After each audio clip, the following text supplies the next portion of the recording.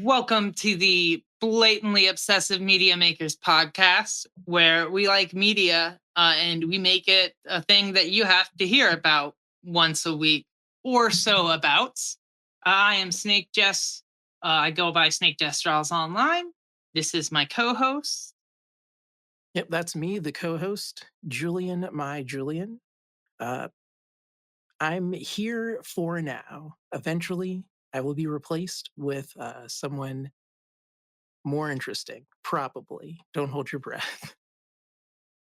I don't think you have to worry about that. You're plenty interesting. Um, Oh, thank you. I was absolutely fishing for that. So I had a pretty good weekend, some change. I don't know. I felt like got some pages, storyboarded out. Had some illustrations that I thought were pretty decent this last week. I've started uploading some time lapses of my drawings on the Snake Just Draws YouTube account, which is a little slow, but I'm gonna start doing it for like everything and just putting them up there and seeing what happens. Like I'm doing them as shorts right now, just to see how that does. Mm. So yeah, just sticking around with that. It has been good. How's your week been? My week has kind of been weird. I've been supposedly supposed to have been released a zine 2 months ago at this point, and it's dawning on me how much of a undertaking it is when I don't have like $3,000 just lying around to spend. I end up doing a lot of work myself, and it is a lot of work. But I'm getting some insights on like different ways to approach my project, and uh, things are at least moving forward, maybe even advancing forward. Julian Magazine AF, as they say. Oh yeah, that is awesome. I'm looking forward to seeing that when it does drop. I know I've got an illustration on one page in there that I'm pretty excited about. Uh, I quite enjoyed doing that one actually. I was very stoked on it. I was so stoked on how that came out. I actually showed that one to my therapist. Nice. Yeah. Um I would be a yeah. terrible, like, a therapist, patient. I keep a lot of stuff, like, hidden and have a tendency to, like, redact things that I don't like. Like, we had this exercise at my day job, but they're like, "Tell us 10 things about yourself."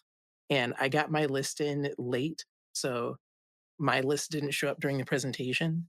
And my boss was like, "Oh, sorry you didn't get to present your list during the like group session, Julian, but I'll make sure to put it in the document for people to reference later." I'm like, "No, don't put it in. I regret everything I put in that list."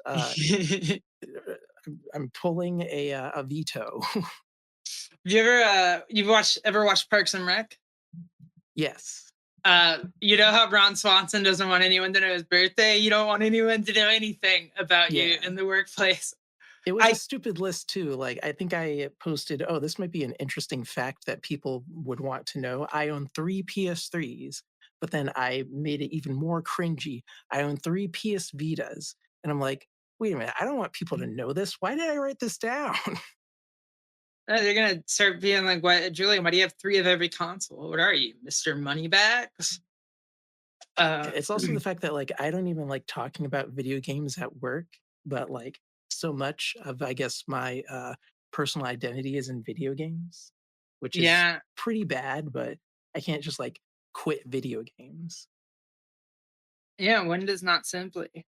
I would die if I had to make a list like that for work. I don't like talking personal interests and stuff at work. It just feels weird. I don't want people to know like how weird I am about comics. My last job, people found out how weird I was about comics, and I felt like I was weird about it.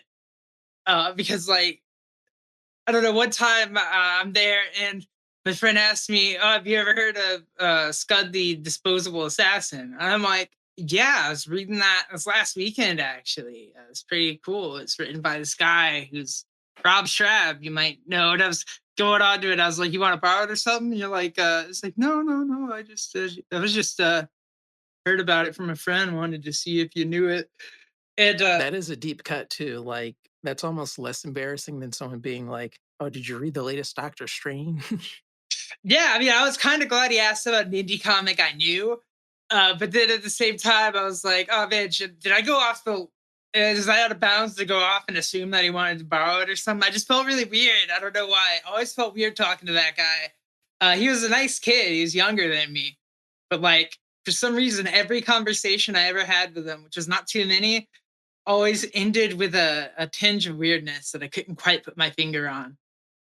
Uh, I had a similar interaction at work recently, actually. Before 2020, there was a moment where I kind of got like fake angry at a guy for being wrong about Silent Hill. And we kind of just never interacted ever again after that. But then earlier last week, he sent me a message about some technical thing that I guess in his mind only I could answer. I was like, oh, okay. I guess he doesn't hate me for that. yeah, I find at work things usually get forgotten. Usually there's so much work stuff going on that hopefully if it wasn't too egregious, everyone just goes. I get worried about that because I can be kind of short or I'm really direct, I guess, especially in text. I'm very to the point. Um like I don't do the whole oh let's exchange pleasantries before I ask you my question. I put Yeah. my pleasantry at the beginning of my question and then I just send it all at once. I don't I'm really direct about like asking questions and stuff. So I always worry that I'm gonna get on people's nerves a little bit. But so far, it's been fine. It's been good. Although I do worry that I'm a little too with the support people sometimes because every now and then they'll come to message me. They'll be like, I'm sorry, I'm sorry, I'm sorry, but here's this question.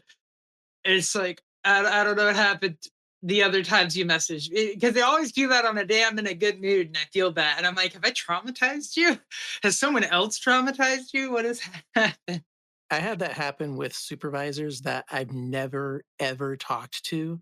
And I'm wondering if there's like someone in the building that's like telling stories about me that are probably true, but maybe they shouldn't say it.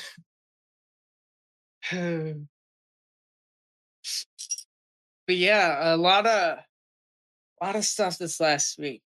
Um, so I've seen quite a few interesting things in the last week. I had a big week for like movies and stuff, I guess. Have you heard of this movie called Conclave? It came out in theaters a few months ago.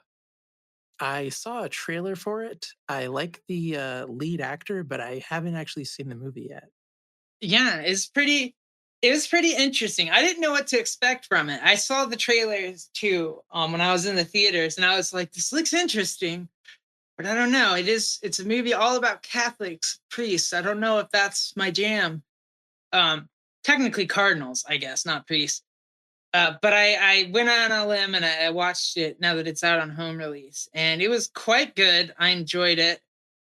It made a lot of really conservative Christians or Catholics weren't super happy with it. But it's kind of a cool movie. The whole premise of the movie is, and I'll probably spoil it just for the audience. Um, the movie is about, I guess, when a pope dies, they elect a new pope. All the cardinals vote, and they Yeah. call that a conclave. And they like sequester themselves, and it's like a lot of internal politics. And the plot of this movie is the pope has just died, and it seems like normal causes and everything. So they're gonna, do the conclave, and there's like different factions within the uh, the Cardinals. You have like a liberal wing, and I guess the old Pope was kind of more liberal, and our main character is a bit liberal. They're trying to throw their support behind one of the other people in their group. You have like a really conservative wing of it, and they're kind of, more bigoted, not about the gays, more xenophobic. Then you have um, like a contingent that are like from Africa, all these African nations. And they're also pretty conservative. So it's kind of about the politics of that. and they go. It's pretty interesting. They go. The main character is like some special position. He's a cardinal, but he's also a dean, which means he has to run the conclave. And he's trying his hardest to not be so political about it. He kind of really views this as like a duty. Um, but stuff keeps happening that he has to kind of look into. So at the beginning, one of the cardinals from Africa has like the lead in the votes. They have to do a bunch of rounds of votes because they have to get a super majority of the votes behind one person. Right. And he's starting to run away with support. They're all like panicking on the liberal side, trying to scheme about what to do. Um, the main dude even got some votes. Oh, one other thing. There's a surprise cardinal no one expects. He was appointed through some weird procedure right before the thing starts. I forget what the term was. I looked it up, and the way that works actually is he wouldn't have in real life he wouldn't have been appointed because those types of appointments go away if the Pope dies and they haven't done the other official step. But for the movie, they're just like whatever. And this is based off a book as well. And I gather in the book they put an explanation in for it that it was some change to law, but they didn't bother in the movie. But I didn't know that, so it didn't bother me. Yeah.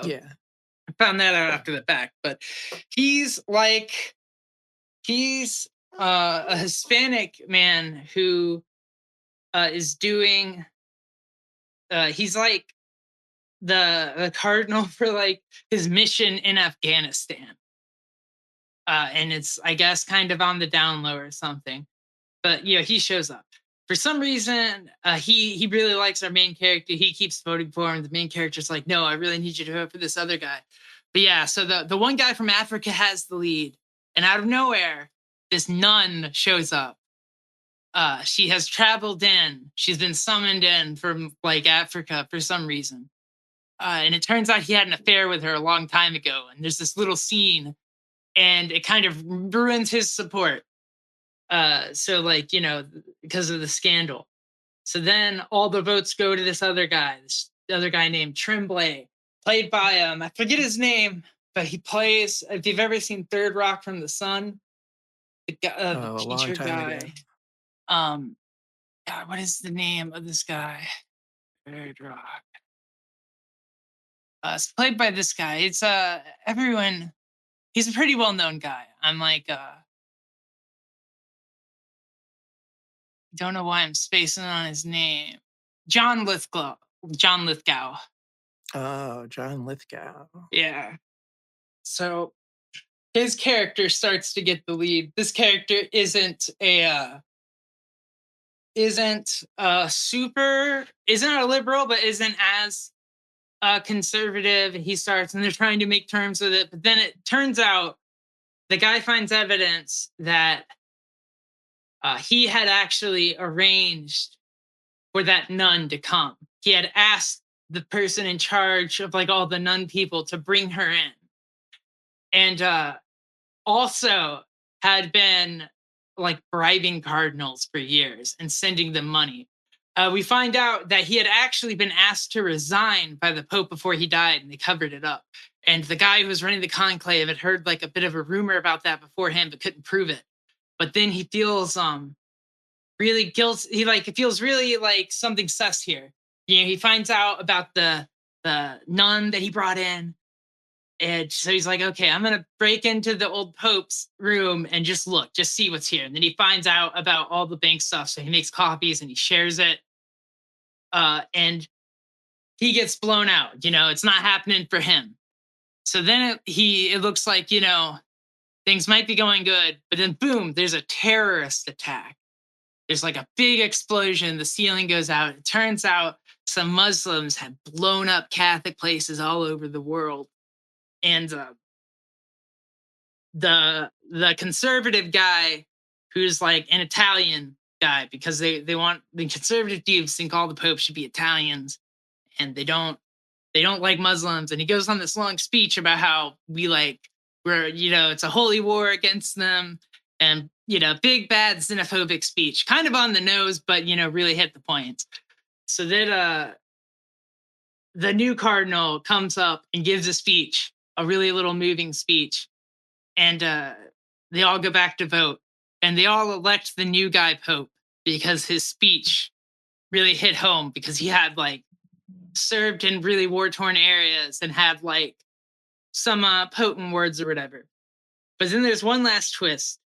It turns out he had gone for some medical treatment in Geneva or someplace, and the Pope had known about it. But it turns out it was like a gender clinic. So we find Oh, out that this he didn't know it, but when he were a child, but this person was assigned male at birth, but is intersex. They have like ovaries and stuff, and they were going to have it removed, but they didn't. But the Pope knew and still kept him a cardinal. So the main character has to decide, like, am I going to reveal this to everyone or like, am I okay with this? And the movie ends with him deciding that, he thinks everything happened the way it did for a reason. He had been wanting to resign actually, but the Pope begged him not to. We think the Pope had known he was dying, but trusted his judgment to lead the conclave.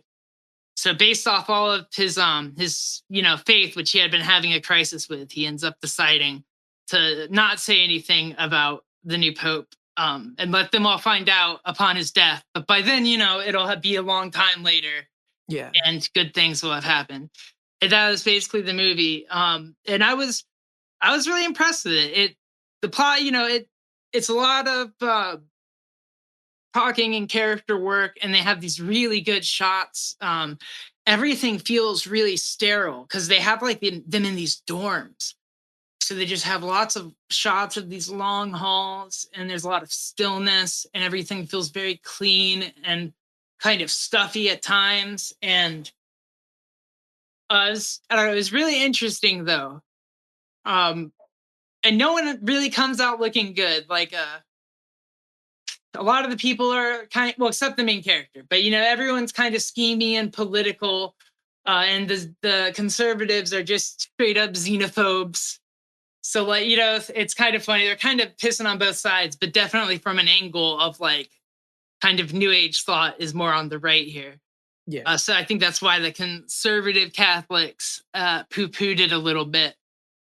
But I was really impressed with it. I was a little apprehensive about it at first, but then it really gripped me. And they did a really good job with the music too. The score um, is very understated, but there's like this violin, or it's either violin or cello. It'll come in at just the right moments to really heighten tension. And yeah, it was just really impressive. I was quite about it. Definitely putting that on higher up on my watch list. It sounds like a movie to see before some YouTuber calls it a hidden gem.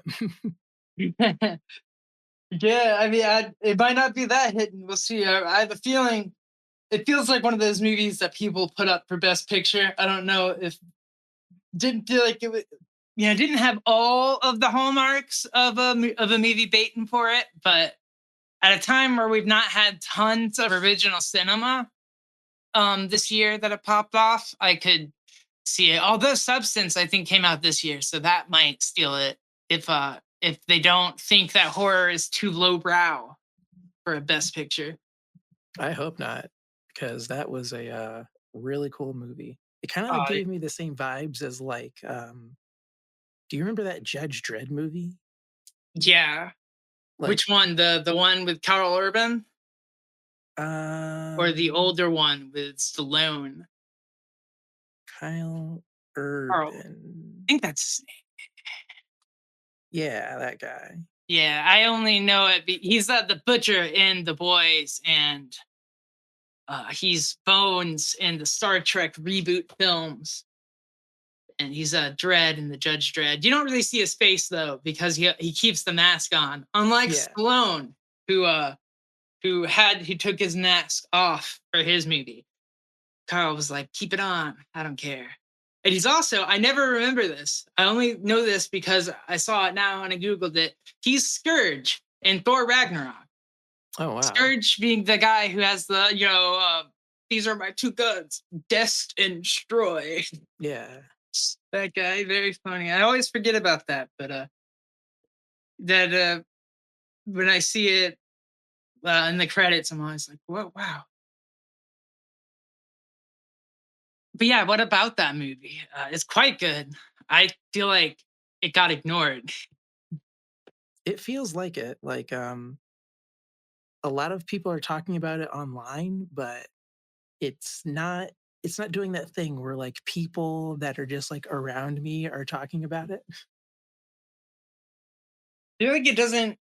I don't. I don't. I never talk about Judge Dredd to people. Oh, I Judge Dredd. guess. I'm sorry. I thought you were talking about The Substance. Oh yeah, the substance. Yeah. No, oh no, that one. Yeah. I feel like only a few people really yeah, really talked about it. And in other servers too. If I bring it up, there'll be a few people who watched it and are excited about it, but like, yeah, I don't see a lot of people discussing it. And it didn't have a huge box office. I think it kind of flew under the radar, which is sad. I mean, it made its money back because it's pretty low budget film. That's good. I think it was like a $10 million budget or something. Um, Kind of wild. Budget 17 million, and the box office is 55. So honestly, pretty good for like a horror movie. Uh, that's like not a franchise film or anything. Yeah, that oh man. Uh, when can't get over that Dennis Quaid eating scene. That really, it didn't really bother me, but oh my goodness, was it something to see. I briefly distracted myself. I started looking up Demi Moore's filmography because I keep thinking, you know, the guy that did the announcements or like trailer reads for Disney movies back in the early 2000s? Yeah. For some reason, I have his reading of Demi Moore in my head. So every time I see Demi Moore's name, I hear that guy's voice saying her name. And I just found it. She was the voice of Esmeralda in The Hunchback of Notre Dame 2. Not even the first one, just the sequel.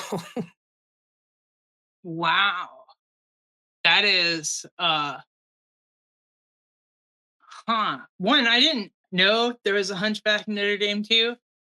Oh, yeah, it's But one I of those shouldn't be direct to video surprised. rubbish movies that they were making Oh where yeah, it's they like had to a do one of those for everything. yeah, I think they were all like backdoor pilots for TV shows. And then what they would do is if the like DVD didn't sell, then they didn't like do a TV show of it. Or if like there were inconsistencies in the budget, like we got Aladdin, we got The Little Mermaid, um, Lilo and Stitch, of course, but it feels like they were kind of like gooning for that being a TV show even before uh, like the pilot dropped. I think it was a Stitch the movie. Oh yeah, I remember that. I remember liking the Lilo and Stitch show too. Like it was surprisingly fun for a Disney show. I think it's because they had got to have that built-in premise of a villain of the week, but made sense in Yeah. universe very well. It also translated the art style of the movie to like TV animation surprisingly well. Sometimes whenever they do those, there's a huge I won't say quality drop, but certain things don't get done, but they kept up pretty well. It's not as fluid as the movie, but a lot of it looks really good. Hmm. Yeah, and TV animation is never going to stand up to a full Disney presentation, but it really depends if they can keep the enough of it the vibe there that it doesn't feel too distracting. Yeah. And they were pretty good about that. I didn't realize this until now. Demi Moore was in there was a 2021 season long adaptation of Brave New World. I guess it got canceled after one season, so I don't know what the plot was. It says loosely based off the book, but so I who would hope knows? it's loosely based on the book because that's a crazy book. It's so good. I love that book, but yeah, it is wild. I like how I might be misremembering a little bit, but I feel like there's a part where like they go and it's like the last Catholic on earth. And he's like people go and watch him. He like whips himself. And then people go to see it. And it's because everyone else isn't. I guess no one's religious anymore. And that part stuck out to me. I remember oh, also the weird stuff about how they like train the kids in the different castes. So like if you're born to a low caste and you're a manual labor, or they'll give you like books and stuff and then shock you through the floor when you pick it up, Oh my so god. that early on you don't try to learn. Oh man, that's a wild book. I need to go back and reread that at some point because it's been about probably like 10 years since I read it last.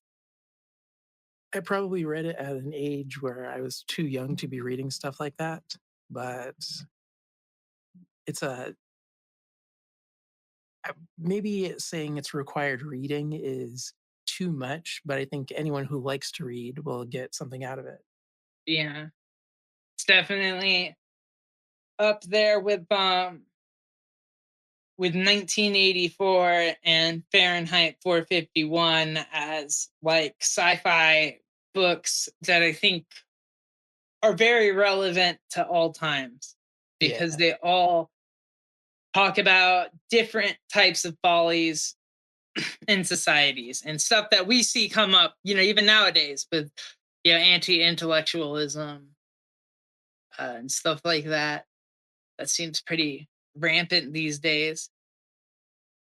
And then weirdos online will read it and be like, I don't know if I like how the author put their politics into the book. It's like, newsflash, art is political. Yep.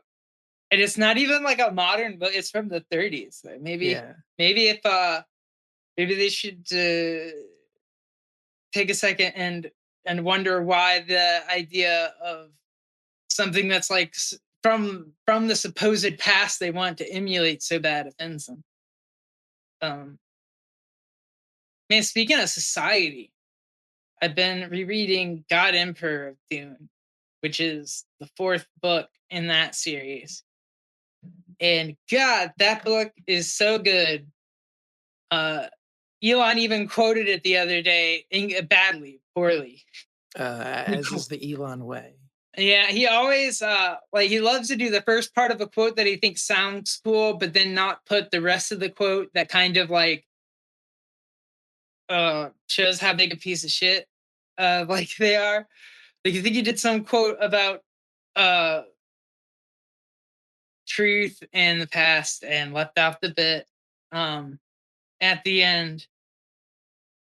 I can't remember the exact quote he did, but but today I was in there reading and there's a really interesting bit, a quote that stuck out to me where it's like talking about so many people think that the way forward is to recreate some kind of idealized past, but that past has never existed. And he's saying that from the perspective of a person that was born with like the ancestral memory of all their ancestors through all of time. So someone who remembers all history um and knows that there's never been a good past. And a lot of the book deals on like True. cyclical natures of power and things like stuff like that. It's a lot of Leto pontificating about types of things that happen in societies and stuff. And there's a lot of really interesting ideas there. Some weird sexism about it. It's like one of the things he has in there is Leto. He's like the son of Paul, has lived thousands of years and has merged himself with sandworms. And there's no more sandworms except him, and he controls all the spice. But he's like a human sandworm person now. He just has a head and a big sandworm body. Um, that is where that Billy and Mandy episode is aping from this book in particular. Oh. Yeah, that whole little plot there uh, is pretty much the plot of the book, except in the book, Leto does die, but it's part of his plan. He's basically been a tyrant on purpose, and he doesn't let people. He strictly controls how people leave planets and space travel by controlling the spice. Right. His basic idea is humanity. If he doesn't do this, they'll stay clumped together and eventually get wiped out by a tyrant at some point or another. That's malicious. So he enforces a peace that is very irritating because his like sort of thesis is humanity says they want peace, but they can't ever keep it because really they need chaos and change and stuff happening.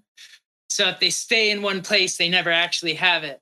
So he enforces it, makes them uneasy for thousands of years, keeps it going, and then just kind of waits until he dies or gets killed. Because he can see that, like, basically, he can see the future where humanity lives. And that's all he cares about is preserving that. And if he, whatever happens to him, so be it. He does die. Uh, but because of what he did, as soon as everyone's able to travel, they scatter and humans go off in all directions so far away that no one could ever like capture all of them at once. And he's bred people that can't be seen by prescience. So even if someone gets powers like his again, there's people out there that he won't be able to see. So no one will ever be able to do what he has done again. And that's kind of his like motivation. Um, but one of the things he has done is his army is all women. They're called fish speakers. I don't quite know why fish speakers. I can't remember, but it's all women. And the reason for that is because, like, all male armies, as soon as the enemies are defeated, turn on the people. Because they don't have anything to go after, and they're too like aggressive, and the war trains them too much for it. So instead of letting men, for the most part, be fighters, he has women do it because they're able to transition out of that role better. Uh, That's kind of weird, but okay. yeah, some weird sexism in the book, but kind of interesting thoughts in other areas. Oh yeah, there's one part where Duncan Idaho, who's like the character, he dies in the very first book, but there's a group in this universe called the Twi'leksu, and uh they could create something called a Gola, which is like a cloned person, but can normally they don't have the memories of their original self, but they found a way to do it. And they produce Duncan Idaho Golas for Leto because Leto really likes Duncan. He has the memories of his father, so he remembers his father's friendship with Duncan. And Duncan's like his favorite person. So he has them come back. And they always die, but he always gets a new one. In the beginning of the book, the Duncans like tend to like either die of old age or they'll grow to distrust them and try to help the rebels kill him, and it never works. Uh, but anyway, this Duncan, I guess he saw some fish speakers making out, and it really upsets him. So he goes and he talks to this other character, Mineo. He's really like going off a wall. And Mineo, he's seen his fair share of Duncans because Mineo's been a major domo to the emperor for a long time at this point. And he's like, listen, I know it upsets you, but listen, it's totally normal for adolescents to explore homosexuality. All right. A lot of them will grow out of it, but some don't. But it's cool. And Duncan's like, no, I'm old. I don't like it. Grr. And he's really upset about it. And then I guess, but um he does finally talk him down. It kind of slap some sense back into him. But it's a very bizarre thing to throw in there. I'm Yeah. like, Duncan has plenty of reasons to be mad already. I don't think he. And the worst part about it is we didn't even get to see the kiss, the makeout.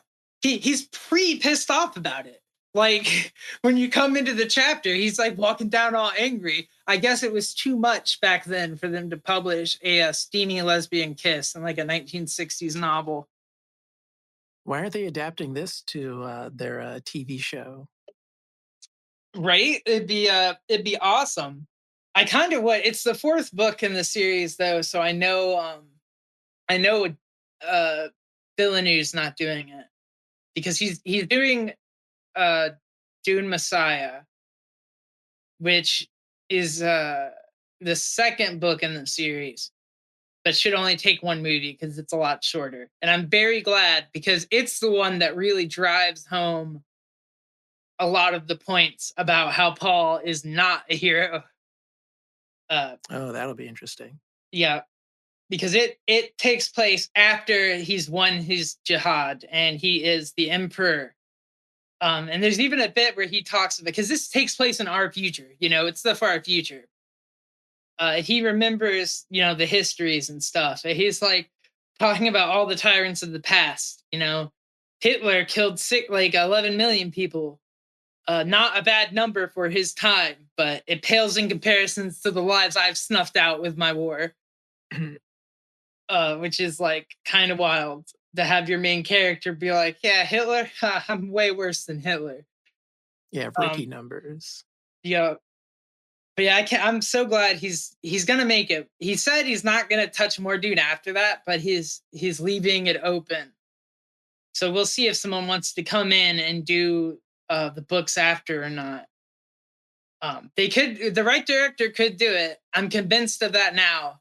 I used to think that you couldn't actually make a good Dune movie. I thought like the sci-fi miniseries was gonna be about the best that we got, but no, he knocked it out of the park. Yeah, I guess it just is a matter of like resources. Like the Jodorowsky thing seemed pretty wacky, super out there. They were Yeah, mostly that just throwing stuff at the wall, it seemed, but it could have worked. honestly, that movie wouldn't even have been Dune. It would have been like Dune in name only. So much of like the stuff he's talking about is like absolutely insane. Um, he later on he made some comics with the artist Mobius, who had Yeah, worked with him, like the Meta Barons and stuff. I've not read them, but from what I've heard, a lot of the ideas that he had been formulating for Dune ended up going in there. But I really want to read that Dune Bible that they have. I don't know why they haven't published that. I'm sure people would pay the fuck out of it to get. Um, I'd shell out money to get that just to look through all that art. Um, absolutely. Yeah. and I collected art books from several of the artists that like worked on there. Like I think Michael Foss is one of those. I have an art book of his, and I was flipping through it, and I'm like, "Whoa, I remember these. These are paintings that uh, they did for Jodorowsky's Dune. This is literally the painting that's on the cover of the poster for Jodorowsky's Dune. That's wild." Um, so it's always kind of funny or a little neat when I accidentally stumble upon some of that concept art. Yeah, I guess that's part of the issue. Ra- Getting all of that stuff together, and then there might be some licensing involved and like making sure the original artists are okay with it being reproduced. Oh yeah, yeah, But that surely there's some probably insane could. person who is willing to get paid to do that. Yeah, you'd think maybe maybe if they still have it when he dies, they'll go to some kids and they'll cash in the ching. That seems to be how it goes, right? Like the original person kind of like with Tolkien, he kind of held it really close to his chest, but his estate just gave it up to Amazon. Yeah. I can't really blame him for it. Amazon probably wrote him a big ass check. I wouldn't have given it to Amazon though. I would have been like, what? An online Eh. grocery store? No sale.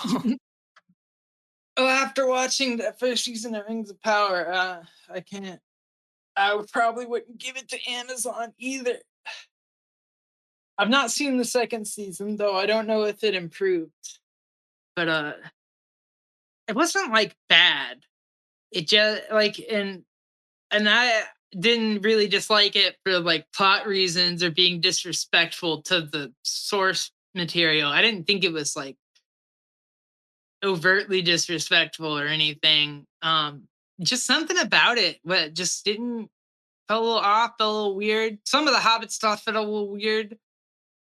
Um, Definitely better than their like Wheel of Time show though. That was a bit of a mess. I do remember Wheel of Time. Not a fun time. Yeah. I've tried to read those books and never quite been able to. The books are pretty okay.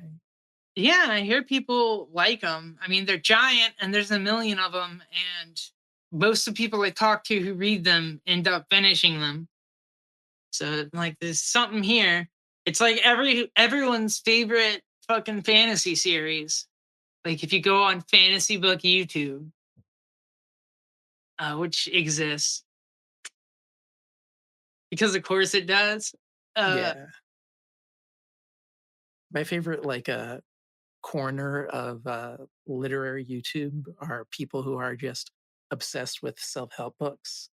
And so like instead of doing anything to do with the self-help, they're just reviewing the self-help book. It's very funny. Relatable. I mean, who has ever read a self-help book and implemented a change? You know, I always hope that the act of reading the self-help book will fix me. If I do that, I'll just kind of magically be good. I don't actually have to change anything. Um, but I feel like If a book like self-help, that existed, that would be awesome. I'd love it. Uh, I think that's why people love the Bible. I think that's the elevator pitch for the Bible. this will fix your life if you read it. Just pretend it does really, Yeah. really hard. The book I've of Job. Oh, this is the answer to everything in life. And it's just like a guy suffering while the devil is like, he hasn't suffered enough. I was actually thinking the other day, I kind of want to adapt some of the like fucked up Bible stories into like short comics because I kind of think it'd be fun to really shine a light on because I realized that people by and large just don't seem to actually have exposure to a lot of this stuff. Yeah. Uh, even Christians that go to church a lot are very pick and choosy. I grew up in an environment that was, I mean, like it was like a religious school. So tons of Bible classes, tons of stuff, tons of exposure, probably way more than most people get. Cause I don't think many people who like identify as Christian are actually very religious. Right. Church attendance has gone down in America, even though I guess the number of people identifying as Christian doesn't seem to have dropped as much, although it has a bit. But I don't know. I think there's a lot of stories in there that even if they may be popular, people might not think about them too much. Like how in Sodom and Gomorrah, like the crowds, they're rapey and weird. And the guy he's staying with is like, no, you cannot rape that attractive young man. Leave us alone. I'll send you my daughters. And like, it's like you'll send him your daughters. What? That's okay. What? Or like the daughters that get their father drunk so he'll impregnate them, or Oh yeah, I remember that. That was crazy. It was always fun to see how they would like dumb that down for like kid adaptations. Like we had a set of these golden books, not like the golden story books, but like the the binding outside of the hardcover was like painted gold, and it was mhm. like a set of 12 illustrated volumes like highlighting what the author assumed, I guess, were like super important Bible stories. And they did a like sanitized version of that where like, oh, it was just to play a prank on him, like no mention of the impregnation or anything. And so reading the actual Bible years later, it's like, oh wait, that's what that was. Ugh. Right? Or and so Abraham, God's like, "Oh, kill your son." And he gets all the way up there to do it. And he's got his son tied up. He's got the knife in the air. He's about to stab him, and God's just like, "JK, is good. Wow, you're really gonna do that, huh?" I love that particular arc because, like, before that, God is kind of just showing up in the body of some other guy, just like, I don't know, a logging him. It's like, hey, I know there aren't a lot of people around, so I'm gonna show up every now and then, just like harass you. Oh God, I'm trying to think of some other, like, oh, the time one of the judges, I forget which one, maybe Isaiah or Elijah. There's an Elijah and Elisha. One of them was bald or something, and the kids made fun of him, and then bears killed them. So respect your elders or That else. feels like a manga gag. Some nondescript kids bully the main character, and then they're killed by bears. That's what you get when society starts to fall apart. You get bears attacking people wantonly. Yeah, that reminds me. I saw this. It's like an ancient text, and it really reminds you of how little times have changed because it's just some ancient dude being like, "Ah, the kids don't even obey their parents anymore. The world's doomed. We're going to hell in a handbasket. It's so bad." And I'm like, Jesus Christ, we really do just do this shit over and over, don't we? Yeah, Well, kids are little ornery bitches, and we always forget it, and the adults get pissy. I love how you'll see in like ancient sites they'll have graffiti and they'll be like fart jokes or like someone's mom is a whore. And it's like, okay, people are people every century. it's true. I think I remember seeing something on Twitter last week where there's some quote from a Chinese philosopher, like describing the concept of AI, but then also like saying it's stupid. It's like, wow, even Chinese philosophers knew way back then.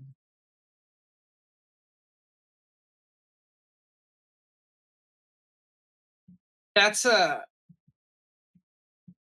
anti AI is kind of a hallmark of the Dune series, which I think is kind of neat.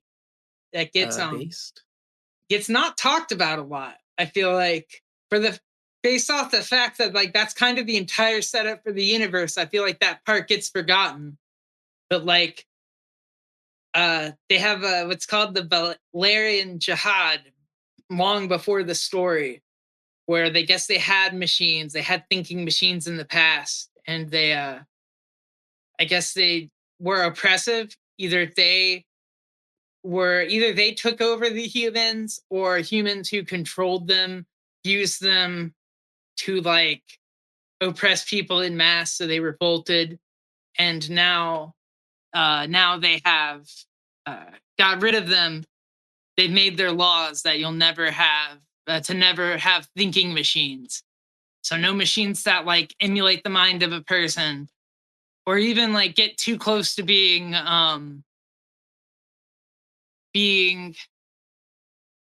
uh like autonomous. And I found out recently that that name is harkens back to an old story by a philosopher named, or I think, where is it? It was like I saw a really good YouTube uh video about this a while ago. Uh, yeah, some by a guy called Samuel Butler. That Uh, sounds familiar. he had written a story that was kind of about this. But I'm trying to see if I can find it.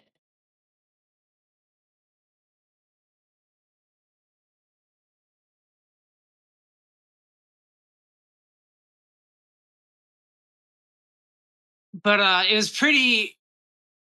I think it was in part of his Utopia book. So Air One is a book about a utopian place, but its name is nowhere backwards. The thing's supposed to be that that a utopia doesn't exist. Uh, oh, here's the quote I see. I wonder if this is what I'm thinking of. This is from 1863. It's like, what would happen if technology continued to evolve so much more rapidly than the animal and vegetable kingdoms? Would it displace us in the supremacy of Earth? Just as the vegetable kingdom was slowly developed from the mineral, and as in like manner the animal supervened upon the vegetable, so now in these last few ages an entirely new kingdom has sprung up, of which we as of yet have only seen what will one day be considered the antediluvian prototype of the race. We are daily giving machines greater power and supplying by all sorts of ingenious contrivances that self regulating, self acting power, which will be to them what intellect has been to the human race.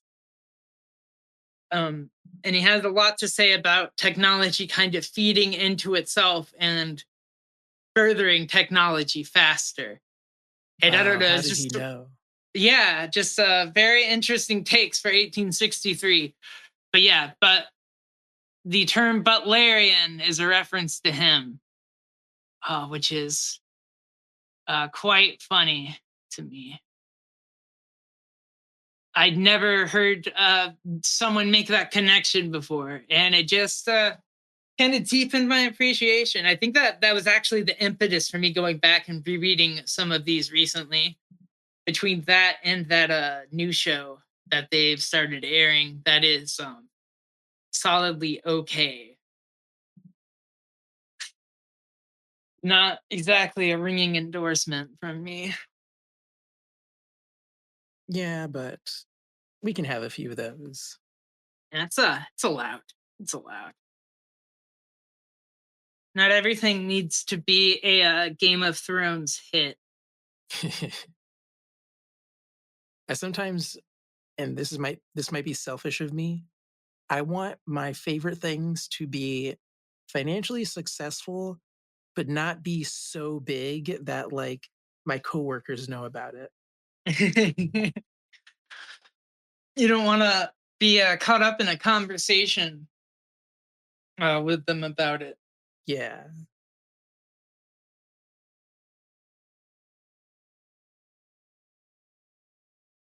Or like even certain things when I see other people talking about stuff I like on Twitter, I think, mm, I don't like that.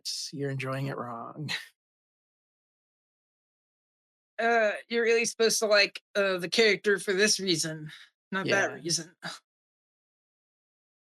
Yeah, uh, would it does kind of sadden me when a book or a story has a really interesting theme to it or message that gets completely ignored. People are just like, "Well, yeah, that fight scene was so badass." And I'm like, "Yeah, I mean, yes, but also, what did you think about the heart of the story?" And they just don't. And a lot of people trying to talk to them about films will just be, "I liked it," and it ends there, which is a little sad. I am that person sometimes. Like because of the sheer amount of movies I watch, sometimes the best I can muster is, yeah, I liked it. It takes a very particular kind of movie to actually like get me to pay a lot of attention and recall things with like absolute recall where Mhm. could hold a conversation. Like I've watched it 3 times at this point, but I still struggle to remember large bits of Free Guy. And so I was talking to someone about Free Guy the other day, biggest Free Guy fan on the planet, and I definitely disappointed that person. Yeah, I can feel that. It doesn't have to be that way about every movie, but sometimes, as if it's a particularly heady film or something, then it's like it can feel a little disheartening. uh Yeah. Free Guy was, man, everyone shat on that movie so hard, and I thought, like, I was kind of like, yeah, I didn't like love it over the moon, but I thought it was okay. It was kind of, oh hey, look at the reference, or look at the thing. But Yeah, like, there's a bit where he's getting chased by the, moderators or whatever, and he runs into a, wrecking ball in the, construction site that they're chasing him in, and they play a clip from Miley Cyrus's Wrecking Ball, and I'm like, "Is that supposed to be funny? Why are you doing that?" Like, they're doing this thing where they just, like, blast you with noise, and I'm like, "You don't have to do that, just do the movie." yeah, or like at the end when he gets the lightsaber, people were so, at least people in some servers that I was in, were so, I don't know. I don't want to say angry, but almost semi angry at the audacity of them to include so many kind of little references. Oh my goodness, the streamers! They had streamers in there. I forgot about that till right now. Yeah, I Uh, guess the, that was movie funny. is supposed to be doing like a, Grand Theft Auto slash, Fortnite sort of thing for their Yeah, in-game universe. yeah. Now they That's why it didn't bother definitely me. nailed that aspect of it. But yeah, it was a okay film, I would say. I Between that and Ready appreciate, Player One, Zachary Levi for making, Harold and the Purple Crayon. I feel like that is a far worse movie. and Zachary Levi is a far worse person than Ryan Reynolds, as far as I know. I Yeah, don't as know far as Ryan we Reynolds know. that well, Ryan but Reynolds might have some, skeletons that he's keeping hidden in his closet that we don't see because the closet lives in Canada or something. yeah, those Canadian closets are they're very good hiding spots. But Zachary Levi is a very outspoken Trumper Republican, so I feel very comfortable giving him shit for it. Uh, I don't give celebrities slack on that. If you're a public figure and you're gonna overtly be a super big Republican stan, I do not really have pity for you in the way that I might pity some lower information voters who are kind of tricked into supporting against their interests. True. Which does happen a lot. We all can't be, what's his name? Who am I thinking of that was like a big, Bernie Sanders guy? Uh,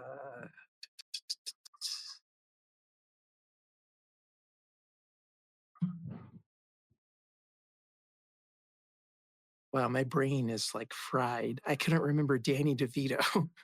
We can't expect everyone to be Danny DeVito who actually like understands what's happening in politics.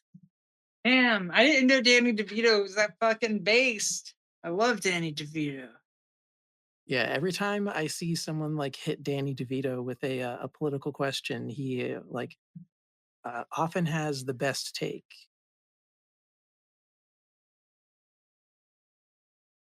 And today I learned. That makes me happy. So I always knew I liked that guy. Yeah, who And it knew wasn't just Phil from because, Hercules was based? Seems Yeah. impossible.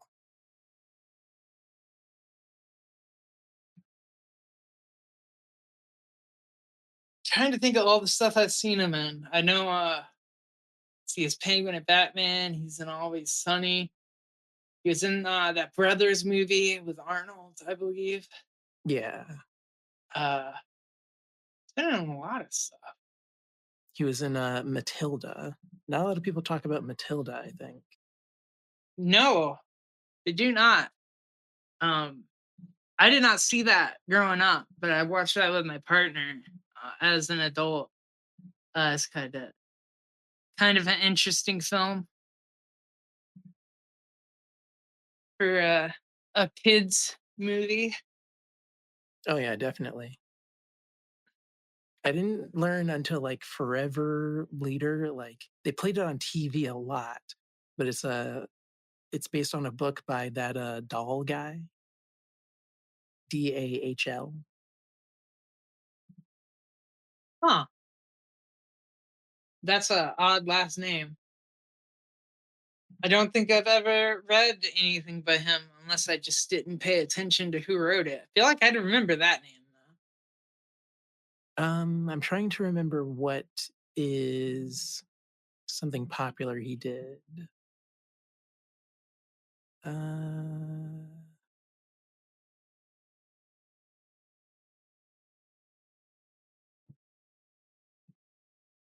Uh, Big Friendly Giant, isn't that him? Don't think I ever saw that as a kid. Big Friendly Giant. The BFG. uh, the big fucking gun. But yeah, that is him for sure. British author. How have I not heard of this guy? Interesting. He's known for writing children's fiction. He wrote James and the Giant Peach. Interesting. Yeah, I guess he's a big under the radar kind of author. I guess it's not normal for adaptations to spotlight the books so heavily. Like the whole J.K. Rowling thing is a little more than unprecedented, probably. Yeah, it's a more modern age thing. In her case, I kind of wish she was less associated. Well, I'd say that, but I don't. I guess it doesn't matter because they have just decided that whatever, they don't care about transphobia anymore. They're just gonna keep going with Harry Potter, and she's gonna be involved. Yeah, that was really weird. There was like some official memo that came out where they were like, "We stand with her and think it's her right to be a terrible person on the internet." It's like, whoa, Warner Yeah, Bros, what's going on? we're seeing a lot of early fascist capitulation, and I don't like it. But we've seen it from Toyota, who's ceasing their pro LGBT activities. We've seen it from Walmart, who are backing away from Pride stuff and their DEI initiatives. That I kind Uh, of expect from Walmart. Like, I never believed that anything entity like Walmart would be doing would ever be like fully committal. It's probably all just like lip service. I expect it for the Pride stuff. I didn't quite expect it for the DEI stuff, just because that's so much more to do with like racial inclusion. Um, Yeah, but which just seems to be a much more deeply, or a much more kind of deeply held value, at least. And seeing them back off that is kind of odd. But I know that part of the whole Project 2025 thing is axing DEI stuff from the government, wanting to axe civil servants who have done DEI workshops, wanting to use the um, the Department of Justice to go after organizations that they think are doing performing racist hiring. So, i.e., uh, going out they that they think are hiring too many not white people, uh, would basically indicate to them that they're trying to implement a DEI. So, like, really gearing up to go after them. And it's kind of fucked up to see corporations just roll over so fucking easily. But that is a classic capitalism move, is to side with the fascist, even though in the end the fascists don't really care about you or them. They Yeah. will take their industry away in a heartbeat if it suits them. But we'll see how fascist it gets. I mean, we're very clearly in an oligarchy right now. We'll see if it stays more so an oligarchy than a full fascism. I don't think there's really that much difference there functionally for us, aside from fascism seeming to be more genocide. But we'll see what happens. I mean, we're getting right. Those mass deportations are that fucking borders are is gearing up. And I don't even really understand like what the material benefit of all of that stuff is. Like, even with the tariffs, like just the economic implications have to be staggering. Like, what's the point of crippling so much of like the country's infrastructure if they even do it? That's the other thing. Like, I kind of feel like a mental game of chicken is being played with all of this stuff. Like, if they actually go through with it, that does just make a lot of things worse. And it's like, how much worse can things get before people realize that it's only benefiting like maybe 12 or so guys? Yeah. I Your don't Warren Buffett types and like whoever is like attached to the administrative cabinet. yeah, I don't they say every society is only 3 meals away from chaos, or three missed meals away from chaos. And Very relatable. I turn evil when I don't eat. yeah, so I feel like there's because Trump, I wholeheartedly believe, just doesn't understand tariffs.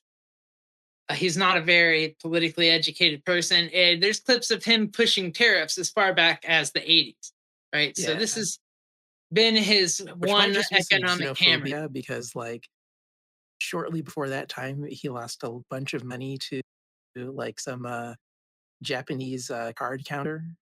So he might just like hate Asian people. That wouldn't even surprise me. Um, but no, these blanket tariffs are so not beneficial that, like, I feel like there's business interests that are going to push back and try to keep him from doing as broad a range of tariffs as he did. I remember during his first term, he did like steel tariffs and a few other things. And that did hurt us because China retaliated with some other tariffs on like goods we export to them quite heavily. But wasn't as bad as a blanket tariff, because blanket tariffs are like just inherently inflationary.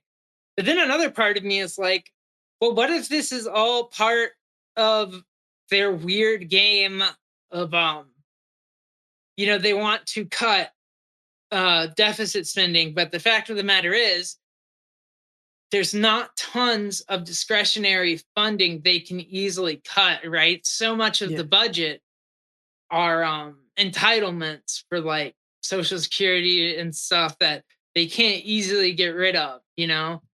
It's very unpopular to cut some of these programs, and I know that they want to try, but they've been wanting to try forever and ever. It's really hard to do because like it fucks over so many people. It's like, what is their plan to like cut taxes for rich people and then substitute it with tariff money?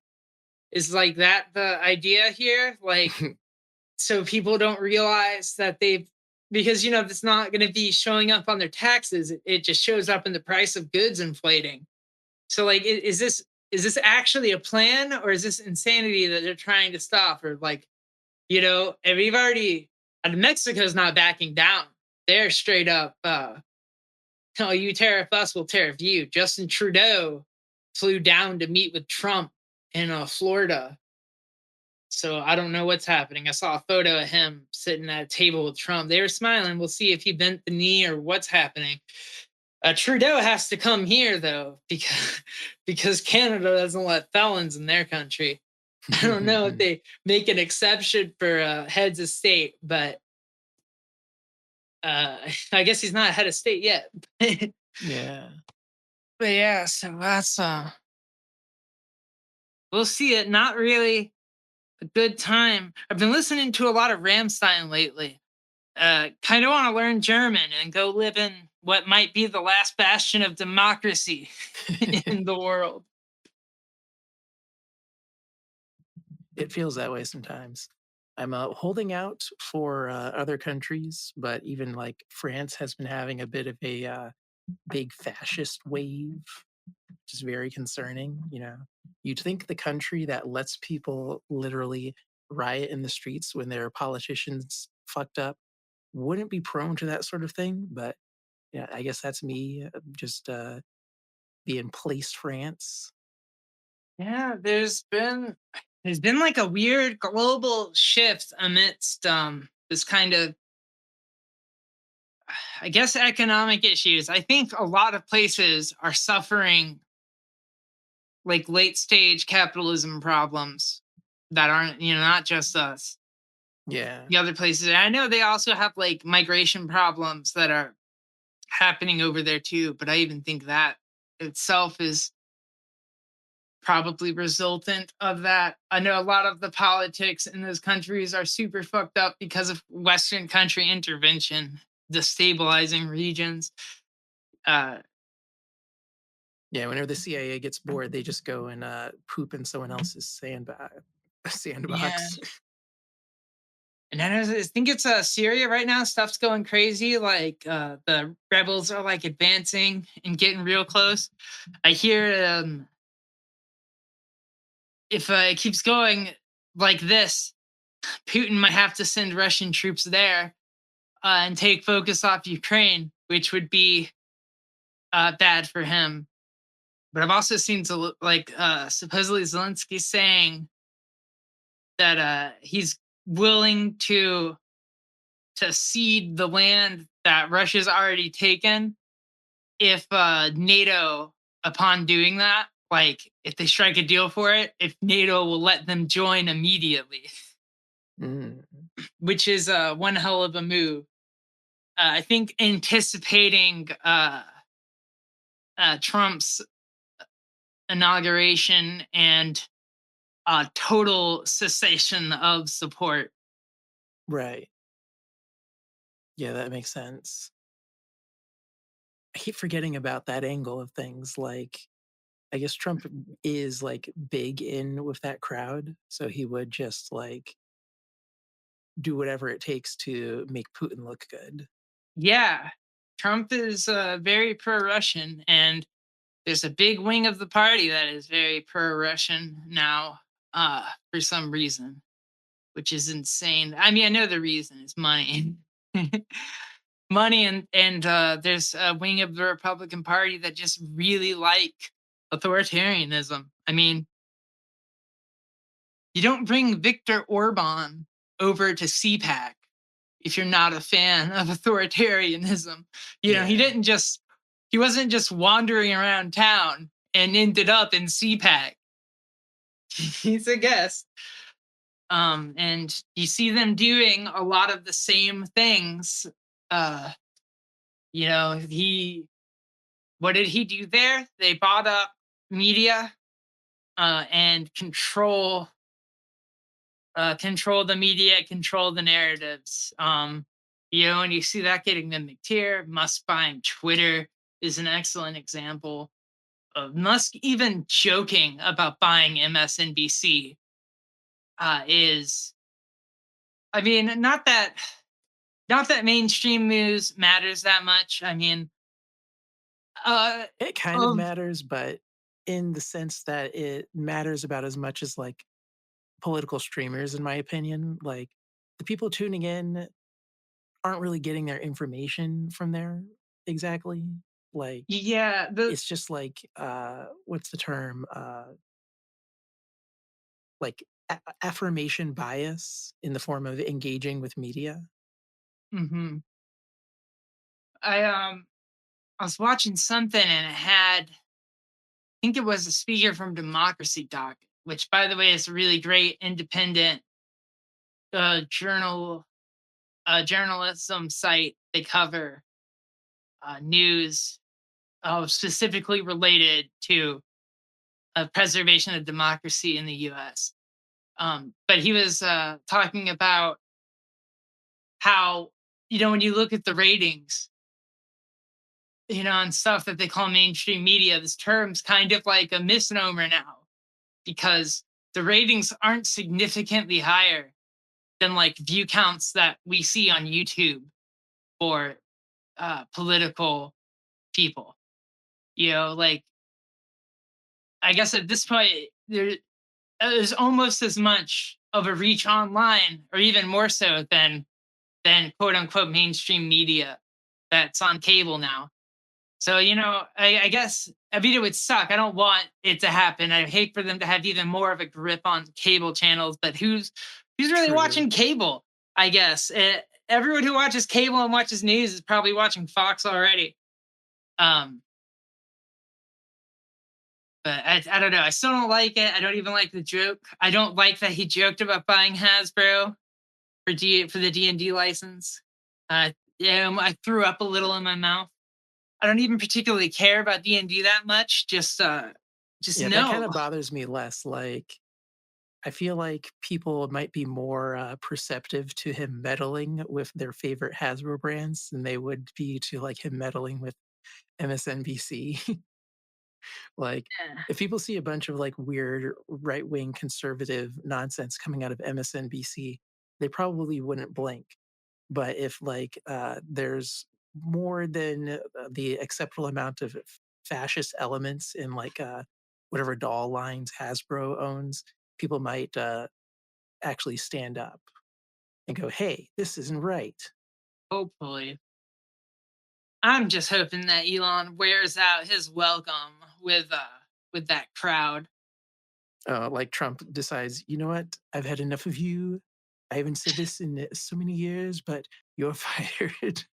Yeah. No, I'd love to see their little bromance break up, and maybe Elon has a fit about it on Twitter. That would be great. Maybe, JD Vance will, like, start a little mini coalition to get him, like, ousted out. Like, JD notices that, Trump has been hanging out with Elon more than he's been hanging out with him, and so they start a little, like, rivalry and then hopefully destroy each other. That would be cool, like, seeing I'd Elon love to use his see it. platform to defame Vance. That'd be great. Especially if that meant that when Vance goes up for the presidency in like 4 years, it hurts his odds. I have a feeling that a lot of people in political talking heads theorizing that within the 4 years we'll see the 25th Amendment get invoked to oust Trump, because like he's just mentally like declining pretty rapidly. Uh, So they think Republicans won't be so wary to pull that trigger, because Trump's like inconvenient to work around. So if he gets too old and out there, and they're united in ousting him to keep, their own guy there, right. because he can't run for reelection anyway, so they don't lose anything politically by doing that. In fact, it might help, because then you have the angle of having JD technically be an incumbent. Um, Mm. which gives a bit of an advantage. I don't know, but I've also heard chirpings of just chirpings, just little things. So I don't want to get too hyped over it or even too anything over it. But chirpings of AOC wanting to run in 2028 because she will be eligible age wise. And I think that I don't know. Part of me is like, is racism and misogyny going to get in the way of that, or is will there be enough of an energizing effect that having that kind of a young candidate? I saw a meme floating around recently where it's like, we've had presidents born in the 1940s, like for like the entire last century.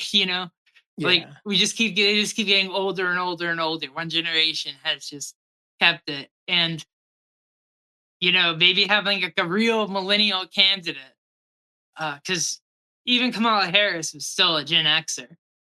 Um, Maybe that'll be invigorating for a dejected youth. But Yeah, I'd vote for Cortez. That could oh yeah, be pretty good. in a heartbeat. There's something to be said about how refreshing it is to have like an actual well-spoken political figure that is recognizable by a lot of people. Like, who Mhm. would run against her?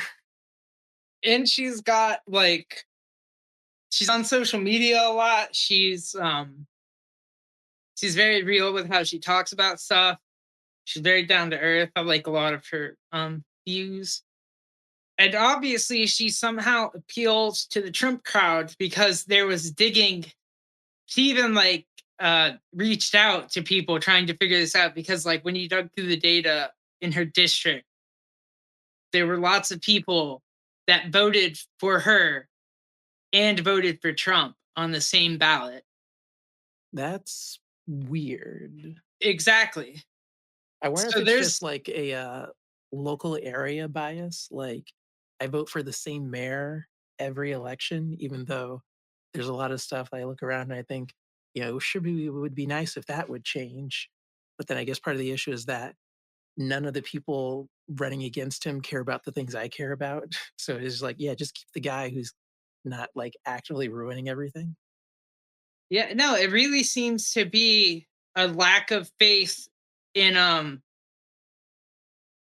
the establishment. So I guess most Republicans, because for some reason people still have this view of Trump being an anti-establishment candidate, even though he is very solidly the establishment. Like Yeah. all of his appointees are establishment. They're radical, but they are like, he's not draining the swamp or whatever it is that people think he's doing. I think people view her as being like that as well. I think people are really looking towards like economic populism right now. They think that's what Trump stands for because of what he says, and people just don't follow the things he does. Yeah, that makes sense. And it's kind of talking in another server about this, but it just seems to me that part of what I'm like kind of reckoning with is that as someone who does follow politics kind of pretty closely, I feel like I don't want to say that I'm like an expert or anything, but I feel like I got my fingers on the pulse. Um, Low information voters are I literally cannot put myself in their headspace because I have too much context for everything. Like Yeah. it's really hard to imagine hearing like one line from Trump and that being all you know about what Trump stands for, not hearing all of his gaffes, not knowing what he actually did. You know, the kind of people who are like, well, what did Trump do in 4 years? You know, or like, what did Biden do in 4 years? Like, I think that's also why political ads, at least for me, don't work because you never get enough information that like could be conveyed in 30 seconds or whatever. You get more mhm. information from my name is such and such, and I endorse this message than the actual contents of the ad. Yeah. See, I escape a lot of political ads just by being a YouTube premium member. I do not. I most of Yeah, I don't watch cable, so I don't see cable ads, Yeah. and I don't get YouTube ads. Which Where else do eventually people see? someone will like get clued into that.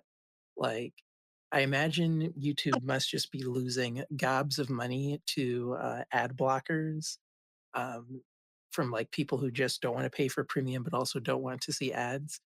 And maybe like uh, whoever's running AOC's campaign, for example, should invest a lot of money into just like putting her into YouTube videos. Like, don't bother with the running ads, just get her into the videos. Oh yeah, 100%. Get her, get her on podcasts. Get her talking to all the political people. Get her talking. I mean, but she's even done like God, didn't she play Among Us on Twitch with a bunch of lefty people one time? I remember. I think I Um, remember something like that.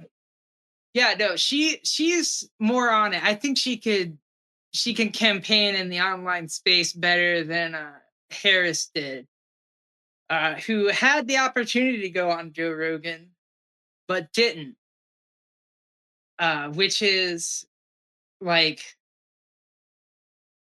just so infuriating. I saw this really great video by the New York Times too. It only had like 300,000 views. It Yeah, was that is made. normal for the New York Times videos. Yeah, I mean it's just sad, but it was from a little bit before the election, but it was basically like for some reason everyone thinks that Biden and Harris have been bad on immigration, and the entire campaigning of it has been that they're bad on immigration. But they brought immigrate because immigration numbers spiked. Um, but they brought the numbers down, and they did it through a lot of interesting ways. So, like indirect ways that Trump doesn't have the ability to do. So, what they improved relations with countries in Central America that are like pathways that they travel through. Um, to basically create more opportunities for them to get legal immigration to those places, which lowers the amount of people that come up. And then they altered the policy, this is a move that like the Republicans have been wanting forever. It's kind of a thing. They instead of the assumption of asylum being that you get to stay until we figure it out, they reject you. And then you can like go through the system. But they've also been working on making it easier to get to apply for asylum before you come and things like that. So they've actually done a lot to reduce the exploiting illegal immigration at the southern border, but they just didn't campaign on it. Um, and there's this really famous, or I don't even want to say famous, really, they spread it around a lot, which is this clip of someone asking Harris, why have you guys not been to the southern border? Why have you not been there doing that on immigration? And she's like, well, I'm here in Guatemala. I'm here in all these places, but she doesn't explain what why are you here in Guatemala? Yeah, And most, I'm not trying to shit on American education, except I totally am, I guess. Most people probably don't even know where Guatemala is, like on a fucking map. I They don't. don't. I mean, I couldn't tell you exactly, but I know it's in South Central America. I know that Yeah, general region. If I had to, I'd probably, if I looked at the map, I would probably mix up a couple places. But uh, I, I just think most people wouldn't know. Um, you got to explain. You got to spell out. You got to. And I don't know if maybe they're worried that Oh, progressives here will we go. be It's upset. southeast of Cuba and like southwest of Mexico. Yeah.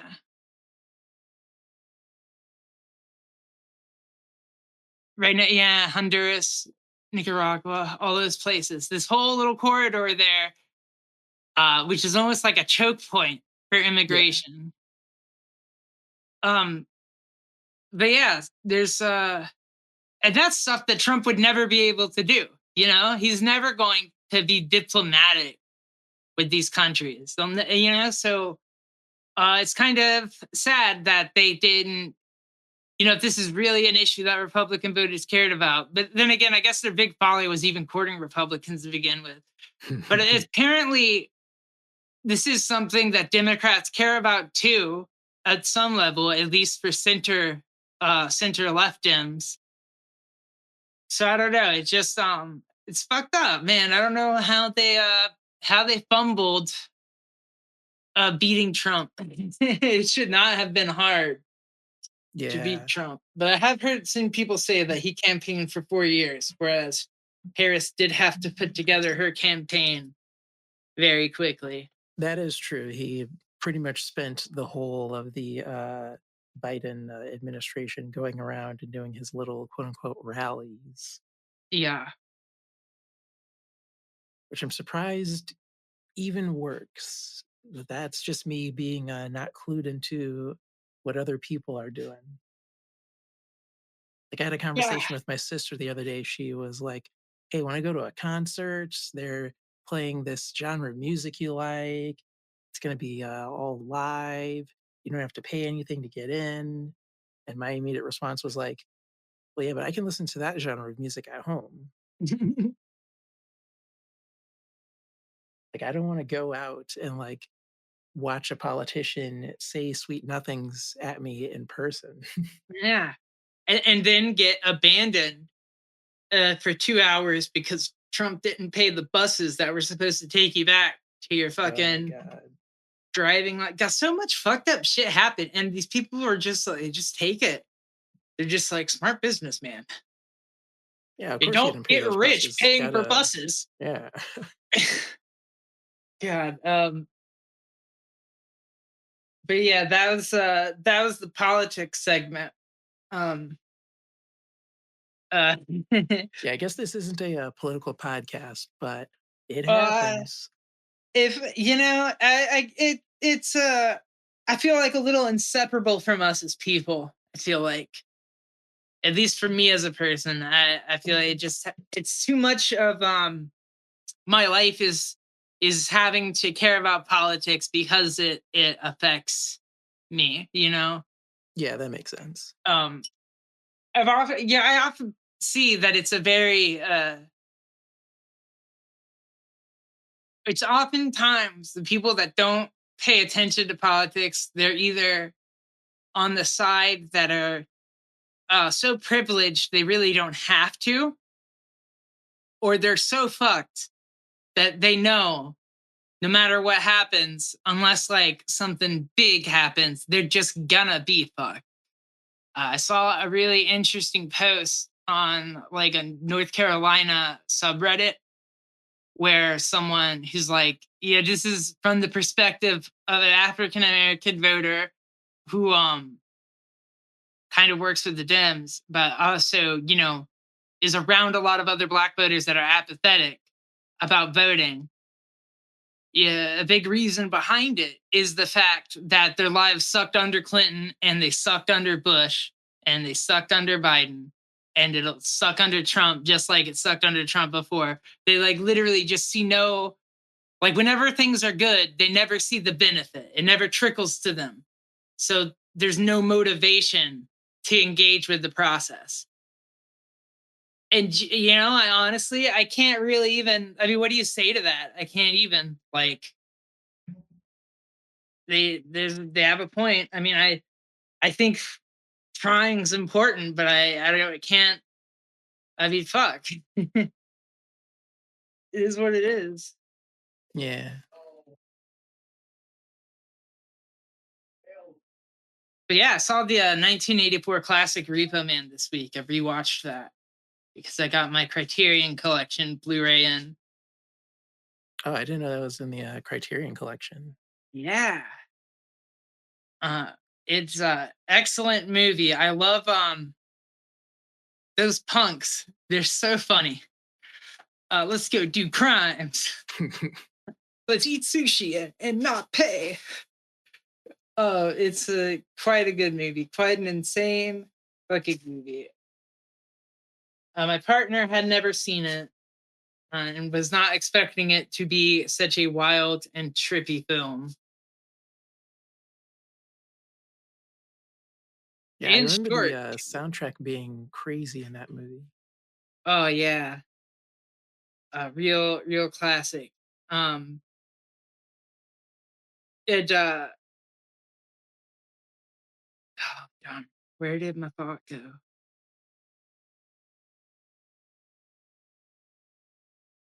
It'll come back to me. It'll come back. It always comes back.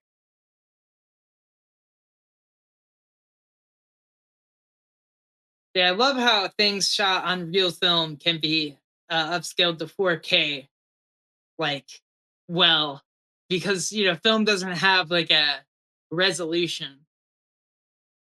Yeah. It just gets captured. So this is a 4K uh rendition of it for the Criterion Collection, and it looks gorgeous, which is awesome. A lot of natural lighting too. Like I hate looking at movies now and trying to like figure out if something was done on a soundstage or not, which is Hmm. kind of douchey of me. But after learning about how much like gets done on a soundstage and then they put it through After Effects or whatever, I always like feel compelled to try and figure it out. Oh yeah, I've always got my eye out to see if is that a real sky or is that one of those blue backdrops, Yeah. especially on TV stuff. You see that a lot because for TV, it's just really a pain in the ass to go like on location. They love to do stuff in sets. It's actually Uh, kind of crazy how much TV stuff is just like done on a soundstage. Like I remember seeing something where like they never filmed the American version of Ugly Betty like anywhere in the real world. All of it was a soundstage. And I'm like, wow, my little baby brain would have never figured that out. yeah, the only episode of Community to be shot on an actual location, like an actual college location, was the pilot. That makes sense.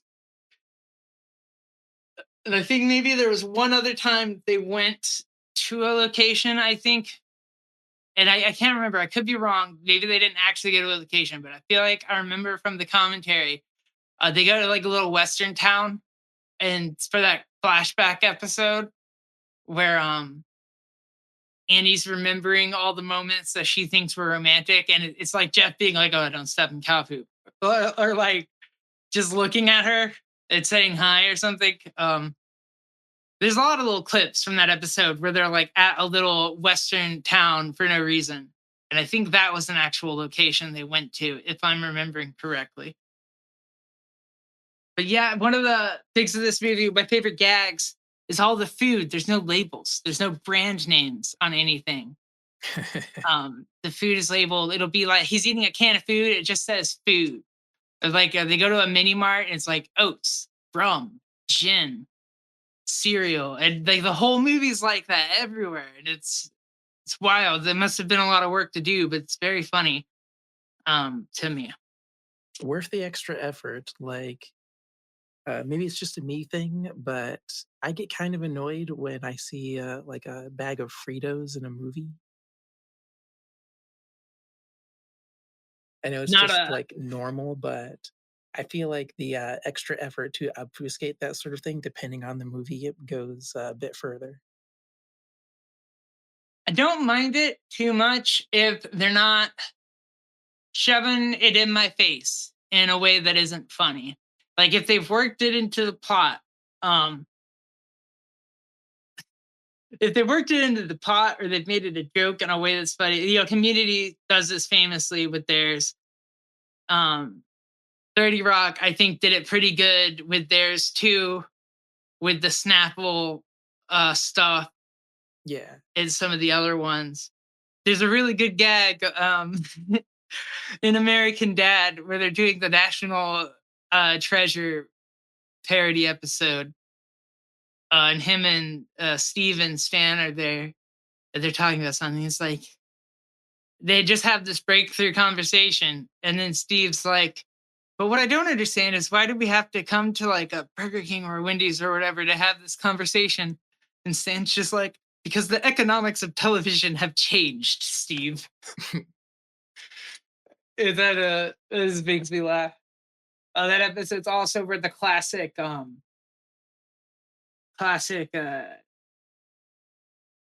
if children don't sleep, if you don't sleep, you get enough sleep, children will start smelling like blueberries to pedophiles.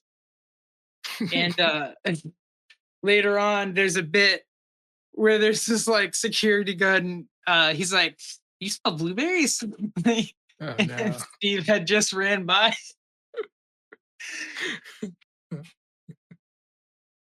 That's pretty Uh, funny. yeah. Oh, I love oh man, one last bit is like one of the favorite.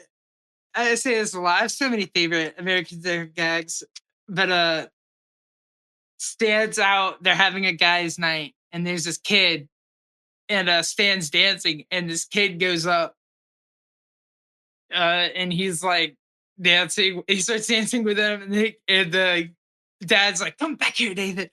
This is why you keep getting molested." And then later, as they're about to leave, the kid comes back and he goes to the table, is like, "So, you guys taking this party anywhere else?" And you just hear Oh the dad in the no. back go, "It's so good." Oh man, it's American Dad. So I think it's my favorite. I've said this a billion times. I probably said it a billion times in the podcast already. American Dad's my favorite Seth MacFarlane cartoon. Easy. A notable distinction because Ted is pretty good, the TV show. Oh my god, yeah. It honestly, the Ted show, better than either of the movies to me. Yeah. Like I hope they do a season 2 of Ted. I don't remember what service it was on. It's one I don't normally watch. It's either like Peacock or Paramount. I think Peacock maybe. But I remember subbing to a thing to watch it and was like, damn, that was actually worth it. Um I'm the a filthy pirate, so I would not immediately know what service it's on. I need to be better about that. I I neither confirm nor deny uh any kind of sailing on the deep blue seas. Oh, here we go. But It's a Peacock series. it is the Peacock series, man. There you go. I like NBC. They make a lot of shows that I like. That's another thing that was on my embarrassing 10 things about me list. I said that NBC is my favorite broadcast network. I never would think to put that's a funny one to put on a list. I that would never occur to me to put there, but honestly, I don't know what I couldn't list 10 things, so I probably wouldn't end up having to go to stuff like that. It was a very bullshit list. Like, I think one of the things I listed was like, I like to draw, which, of course, Hmm. but also doesn't everyone? I'd like to find a person who would actually say, I hate drawing. Yeah, where are the drawing haters? I guess that's Uh, AI people, but they're being coy about it. yeah, or they're probably hanging out with the music listening to haters. I do know there are people like that exist. Very strange. It's like, what do you listen to then? Not music. It's bizarre to me, right? I can't imagine. It's just like hearing music. If like all music. I get not liking genres or whatever, having your taste, that's fine. But to just be like all music, no. No Imagine being thank like a avid NPR subscriber, and then you have to turn off your radio whenever a song comes on. you. Ooh. Now what if the first guy that ever heard someone playing music had been one of those guys and had shut it down, had been like, whoa, what are you doing? Never do that again. Oh shit. We never have music. I mean, it was eventually someone would come up with it. But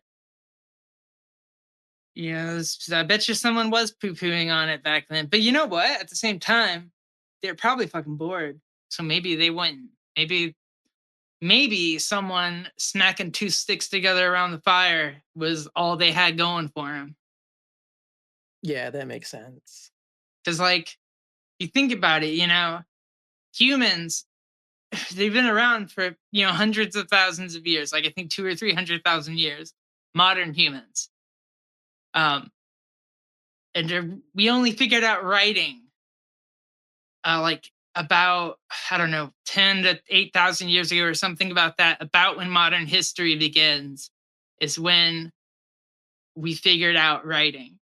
So all that previous time, humans existed exactly like us, the same like relative intellect as us as far as like reasoning ability, but they Yeah. just didn't have the accumulated knowledge of generations. Those fuckers must have been getting bored. Very brief stints of boredom because it was probably like necessary to hunt and all that stuff. Yeah, yeah, that's true. But at the same time, I don't know. You see chimpanzees and they live in the wild and they like forage enough food for their body. Like, each day they forage for like 3 or 4 hours and then they're good. They have Yeah. eaten enough. So I kind of feel like,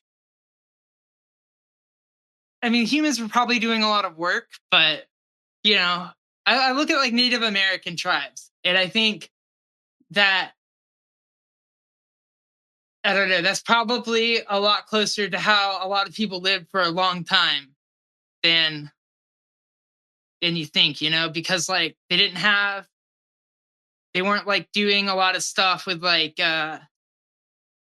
wheels and stuff, but they did have settlements and they were doing agriculture and they were hunting. And I don't know, it's a lifestyle that I could see being attainable by like early hunter gatherer societies.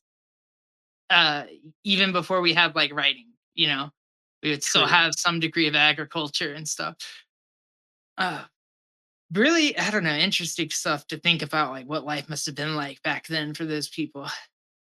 Just in case we ever have to be back there, climate change and whatnot. Hmm. I worry, because like that's the scary thought, right? Is Yeah. if our stuff blows off, right?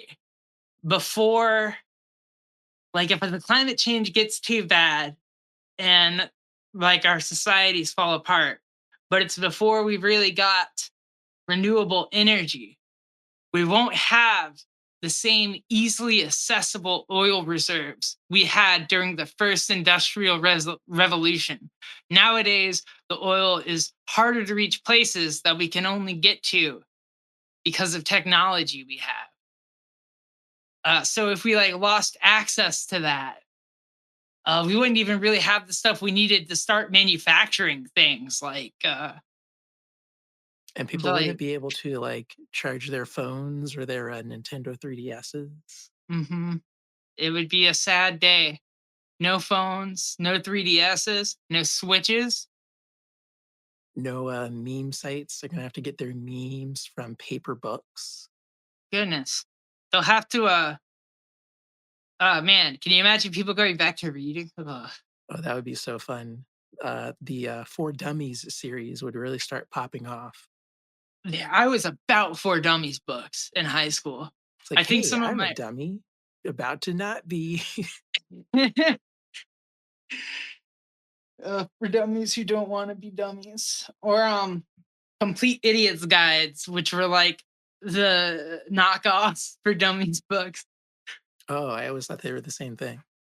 Yeah, I think there are two different publishers who, I mean, they were functionally the exact same thing, but I would get those from the libraries a lot. I think those were some of my earliest programming books, were for dummies books. They weren't the best, but they were serviceable.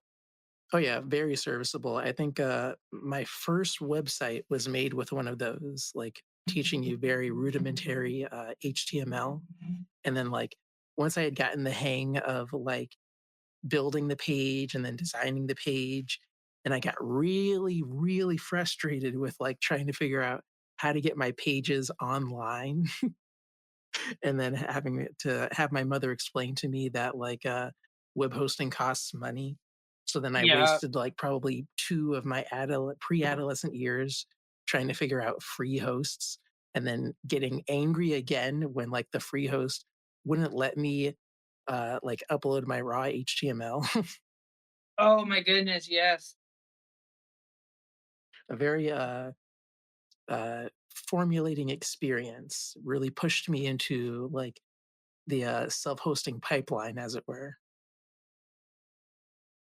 I will be right back. Okay.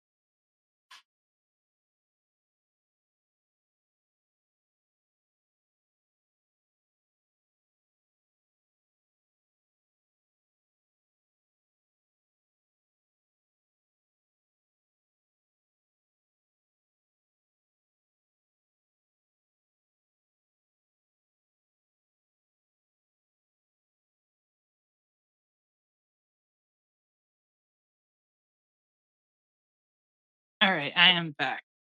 Um, yeah, and then how did you feel about domain names? Or did Oh you yeah, get that sorted out when you got into the self-hosting? that was always a point of frustration for me because for several years I played the game of like the free hosts, and so you would have like the subdomains and then the free hosts like main domain, and having to just be okay with that for years. Um, I finally like got over like the cost of domain names when I finally got a job and I could justify paying for it for myself. Got a little too used to it because now I own like I think more than 8 domains. And people are always like, "What do you need all those domains for?" And I'm like, "It's like real estate. You have to have a domain, otherwise you don't exist." Man, domain trolls are something else. Oh yeah, people It's who tell buy me, like food.com and they're hoping that like someone with a lot of money will desperately need food.com. yeah, I know I've heard of several big companies having to shell out to buy domains before. Yeah. And I even know like a place I worked at once reached out and obtained a domain from someone, or at least tried to. Can't remember if they pulled the trigger on it. I remember they gave them an offer and then the person counter offered, and I can't remember what happened after because I didn't really care that much because it wasn't like a domain for my project. But I Yeah. just thought it was really funny. Cause how, yeah, it's something that you don't think would happen that often, but I guess happens enough. But it's probably a crapshoot and a bad investment. So I wouldn't recommend people go deliberately try. Oh yeah, nowadays no way. Especially with like the ubiquity of social media, I'm sure it's not as big of a boon as it used to be. Like, what's that one food service? Factor something? It's like Factor and some numbers. And I don't know what the numbers represent, but I feel like it must have just been like uh, a compromise for not being able to secure factor.com. Oh my goodness. Factor 75. What? That is such a bizarre name. Yeah, I wouldn't honestly, if I just saw Factor 75, if I didn't get that given to me straight out of an advertisement, I would think it was a fake site before I right. clicked on it. But yeah, I guess it doesn't matter because I know Factor, they advertise all over. So they're either doing terribly or doing great. They must be doing great. I don't see them with a lot of YouTubers or podcasters, but I begrudgingly watch that Wolf Den guy. He seems like their biggest soldier. He manages to slip a Factor 75 ad into every single video. And his gimmick is that his code is just "ya hungry," but he yells it out like an old Jewish lady. And it's very recognizable. Whenever I think of that company, I think of him yelling out, "Ya hungry?" And that's how I know I can save the least bit of amount on a subscription. Not that I ever would subscribe. Yeah, I've never looked into those. I wonder if they're any good. Um, It's probably okay. I feel like with a lot of these companies, it's just repackaging of things that already exist. Like mhm, MREs are a thing. It's normal food engineered in such a way that makes it easy to package and then just have sit around for a long time.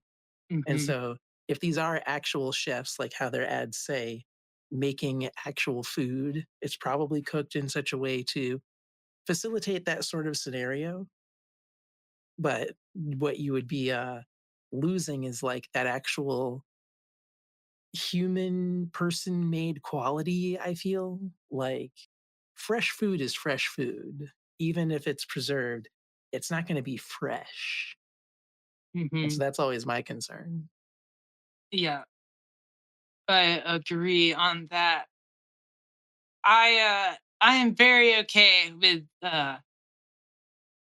making food on my own. As even if it's I don't even think I make plain food. My breakfast is kind of plain, but like I get into seasonings. Like I'm not anti seasoning. I season the crap out of my food, so it always tastes like stuff. Yeah, can't underestimate the power of seasonings. That's what all that colonization was about. I I saw something online a while back, and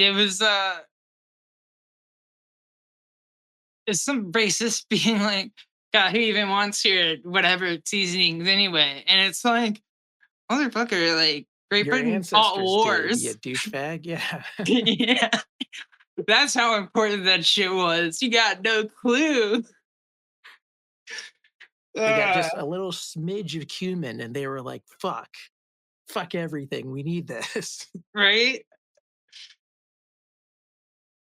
I think the only reason salt and pepper uh are table seasonings is because at some point way back when there was some monarch who like particularly liked them only or something, was very funny about it, and it became a custom that way or something.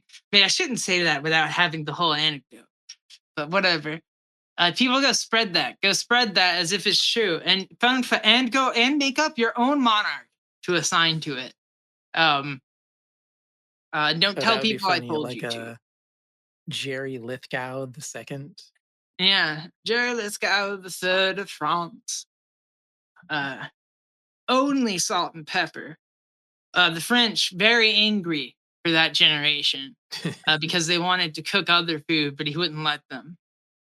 He also banned baking, and they were very mad. I would be mad. Imagine if the Trump administration banned baking, Oh God, no. or the only baking that you could eat is like whatever they're making at McDonald's. What do they have? A yeah, fake apple fritter. Oh, although those are pretty good. You know, what I mean, they're fine. There's two for a dollar. Two for a I've dollar. I never mean, had cool. the In this pleasure. economy, that's pretty good.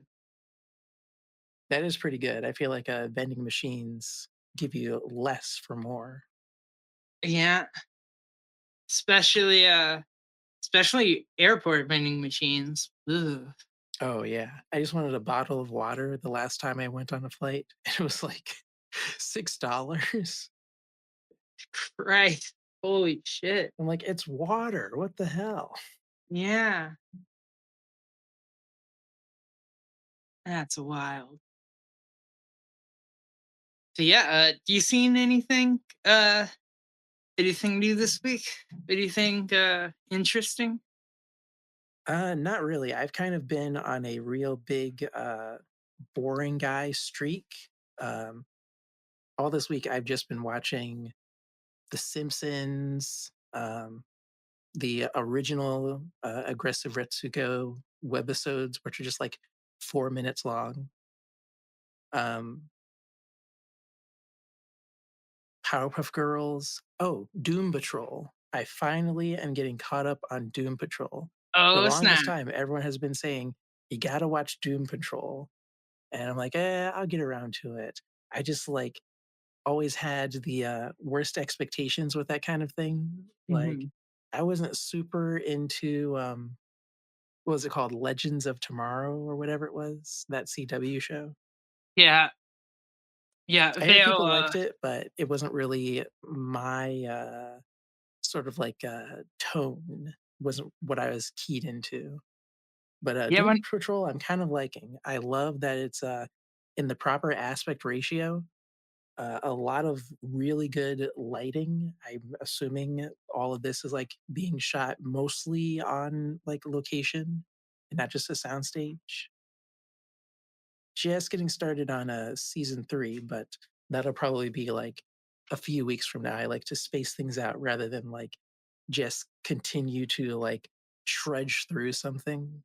And hmm. then later when someone says, "Oh, what did you like about it?" I can't remember anything. Yeah, that's fair. I need to finish that. I never finished that up. I might have to get around to that now. It would be very convenient timing. Um, but I was a big fan of what I did watch of it. I like the characters are all good. I think what is that? Nathan Fillion as the robot guy, Yeah. voice of him, which is just great. She's got a great voice, great casting there. I remember the Blob Ladies episode was like really good. Um, that and honestly, like the episode of Titans where they meet, where we see them kind of because the Beast Boy leaves and joins up with them, was Mhm. like probably one of my favorite episodes of Titans because we got to see that whole crew. I think that was like kind of their backdoor shoving Doom Patrol out there to like show them it could work because I think they Okay. kept the Nathan Fillion casting and it kept the same design. But yeah, no, Doom Patrol is great. The Grant Morrison run that they pull a lot of for the show is really good too. I've not read all of it, but I've read a couple trades worth. I have the omnibus. I bought it like sometime last year, but I just haven't had time to go back through and do a reread just because it can be a little not like as dense as like a Claremont book, but Morrison can be kind of heady. You have to like pay attention. Uh Especially Yeah. because he does crazy stuff in that book. I mean, we're talking like scissor dudes that cut people out of reality and like sentient streets, and it's insane, but in the best way.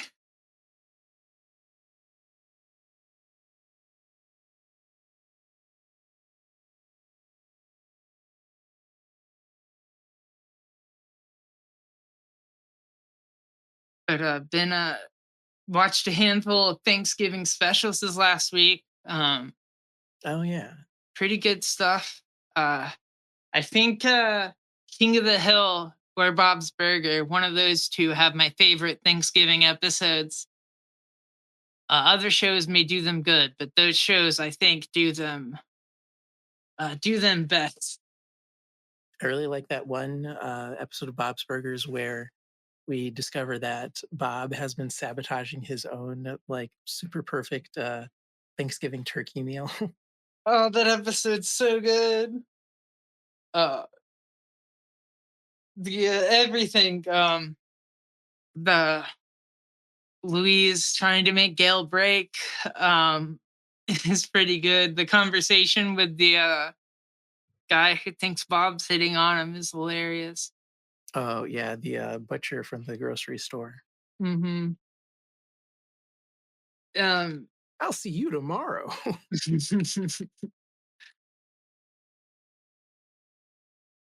I think. I think Bob's also has. They have really good Halloween specials too. They do a great job with those. And one of my favorites of those is one where they pull like a super mind fuck on Louise.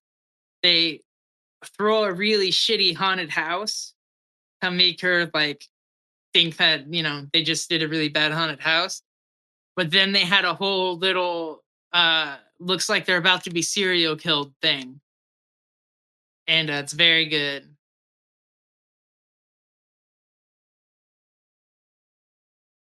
I like that they don't just do the Christmas ones. Yeah.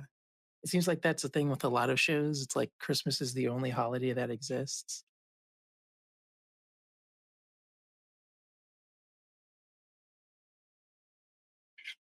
What I wish is that more shows had Halloween episodes. That's the holiday that I care about. Yeah, Community has some good ones.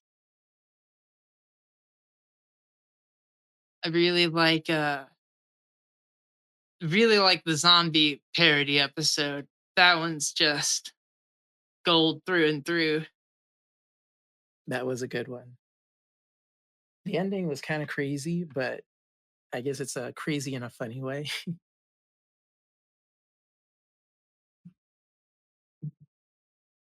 I love the Dean's just so funny. The Dean kills me. Honestly, that episode gave me big the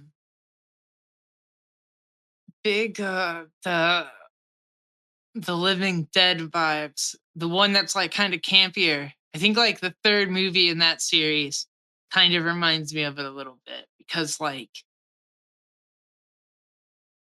I don't know, it's like a thing contaminates the town and stuff happens, and it kind of just reminds me of how they get infected in the Community episode. Yeah. I love the gag too when like they called the number and it's like, who's this? It's like, this is the dean. Who's this? Like, uh, I bought it from the army surplus store.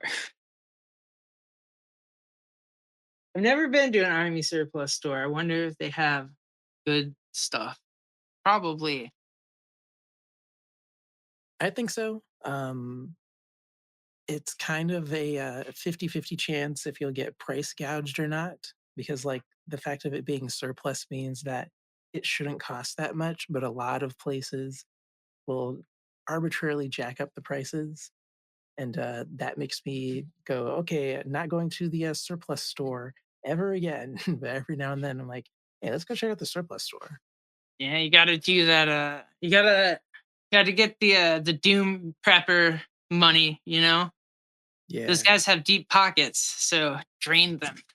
they gotta because they keep buying stupidly expensive $200 meal prep buckets that expire the year after you buy them. Yeah, I miss like suck to grow up in one of those families. I imagine they're constantly having to like rotate in food from their doom prep that like are gonna expire in like a month. Constantly eating cans of almost bad beans It's and definitely doable, but I imagine no one's like doctoring up that stuff to make it more edible than it actually is. and I remember I had a little period uh in my 20s where I would just do the eat a can of black beans straight from the can for breakfast. Um Maybe not like literally from the can hobo style, but like not seasoned or doing anything else, just throwing it in a bowl, microwave, eat that.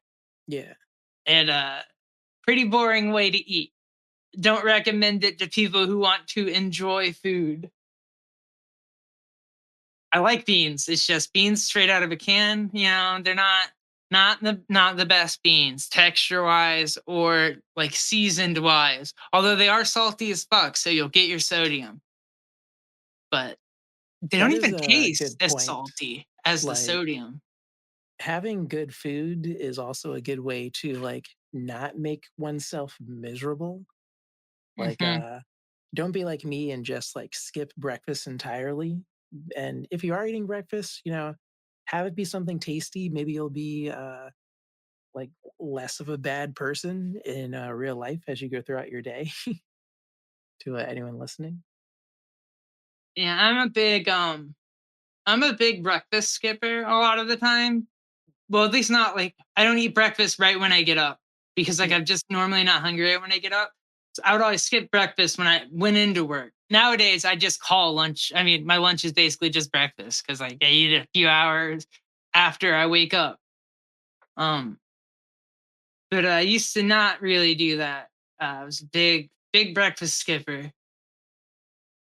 Yeah, I'm really douchey about that sort of thing when it comes to going to work. I always eat my meals at my desk, which probably bothers my coworkers.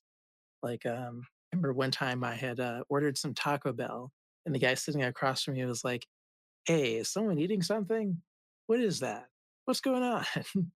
I'm just sitting there like nom, nom, nom, nom, on my quesadilla or whatever it was. Interesting. Because like at my office, when the ones that I used to work at, everyone would eat at their desk. It was like, well, I guess one of the places didn't have a break room, and the other place's break room didn't have a table. In the first place out of college, I wouldn't eat at my desk, but that was because it was terrible. So getting away from my desk for 20 minutes in a way I wouldn't get in trouble was awesome. Yeah, Yeah, no, I don't know. I'm just so used to eating at my desk is very normal for me. I don't know. I get just work through the meal break. Um, and now I kind of do the same thing, but it's nicer because I'm at home. true. uh, My favorite thing is to go on my break when I'm working from home, and then I'm still there and I'm still like watching Outlook and stuff and like making note of what I will do once my lunch break ends. yeah. Uh,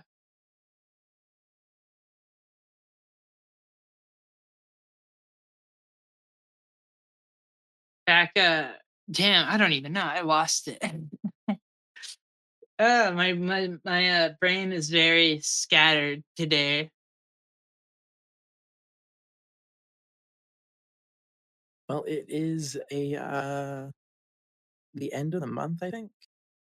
It literally, I think, the last day of the month, Yeah, let's see, November November 30th. 30th.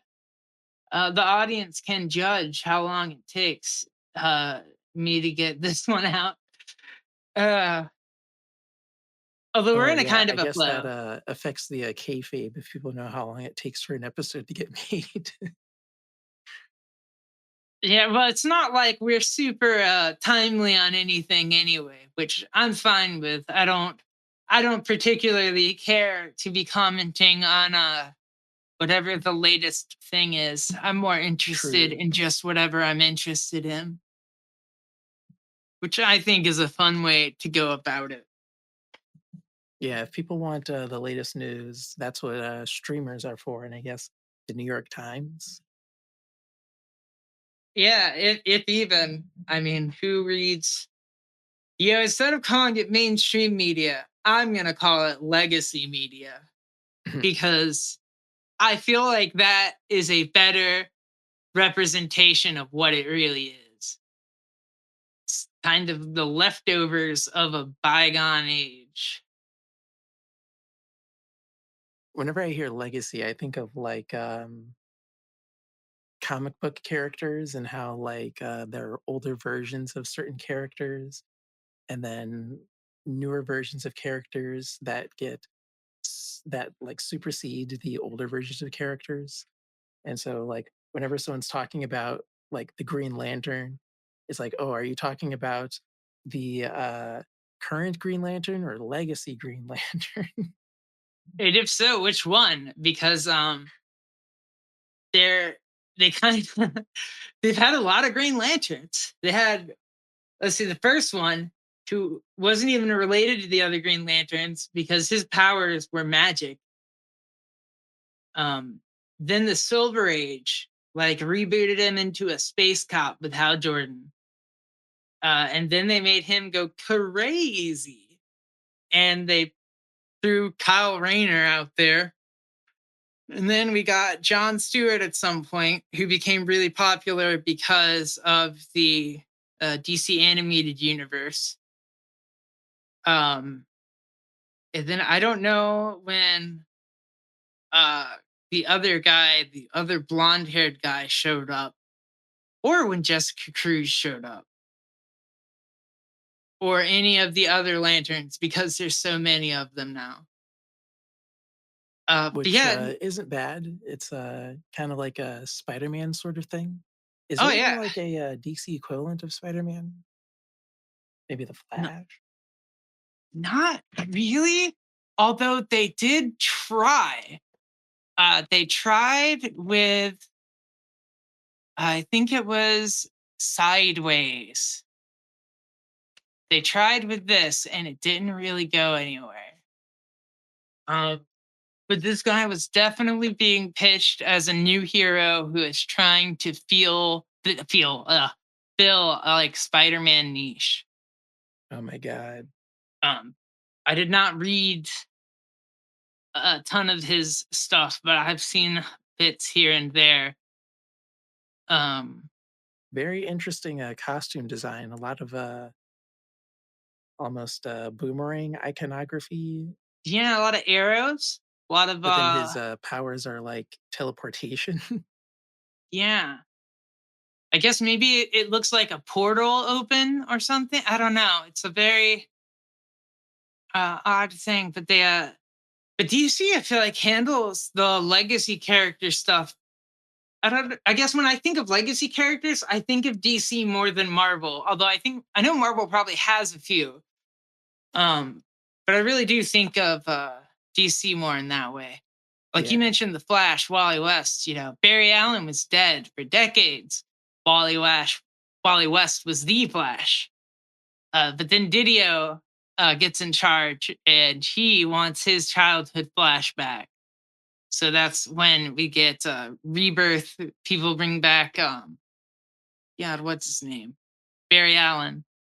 And fans weren't happy. At least fans of Wally West weren't happy. Damn. And then they brought Wally West back. But then they did this little story arc, Heroes in Crisis, where he has PTSD because I guess they brought him back, but his whole supporting cast didn't get brought back, and he's like not over it, and he goes on like he kills a bunch of people and snaps. And I want to say they've retconned that since then, but I don't follow DC continuity that hard. Um, I feel like but they don't I make it easy, but that might just be me not being keyed into whatever the DC wavelength is. They don't really, but they kind of make it okay to not care about it. I That find makes that sense. DC reboots their continuity enough. Um, and honestly, any big two book, the stories will tell you whatever you need to know that's Yeah. relevant. Continuity following is really just for being kind of a dork about it, which is fun in its own right, but is not always uh, necessarily worth the time investment. But I think the ultimate Flash book that's coming out is going to kind of be what if Wally West was the Flash, but in a vacuum. There had never been a Flash before. There was no Barry Allen in universe that he knew of. Mm. Um, so that's kind of a take, which I'm interested to see. I've been like about the absolute books. Issues 2 of Batman and Wonder Woman came out, and they were both very good.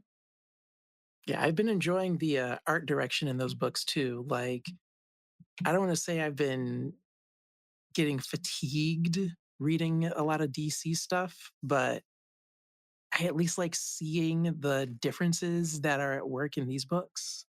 Mhm. Like they do this sort of thing where it's not so much as like the pages are functioning on spreads so much as like they're more willing to expand what panels can contain almost. Mhm. Like you ever read a book and you kind of get tired of looking at zooms? Yeah, letting it take some wide shots, letting it Yeah. get out. Even just fucking around with the panel shaping. There's like a cool. I don't remember if it was the first issue or second issue, but I feel like it's like there's like diagonal slices almost kind of raying out from a panel, and you kind of flow through the page almost circular. Uh, Stuff like that is cool.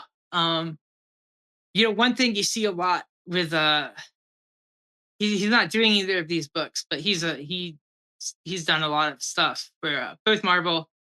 And he did the first 6 issues of the new Transformers Energon book, but Daniel Warren Johnson, uh, he does a lot of far out panels where, like, the characters are small, but we're really getting an environment shot that sets a mood, Yeah.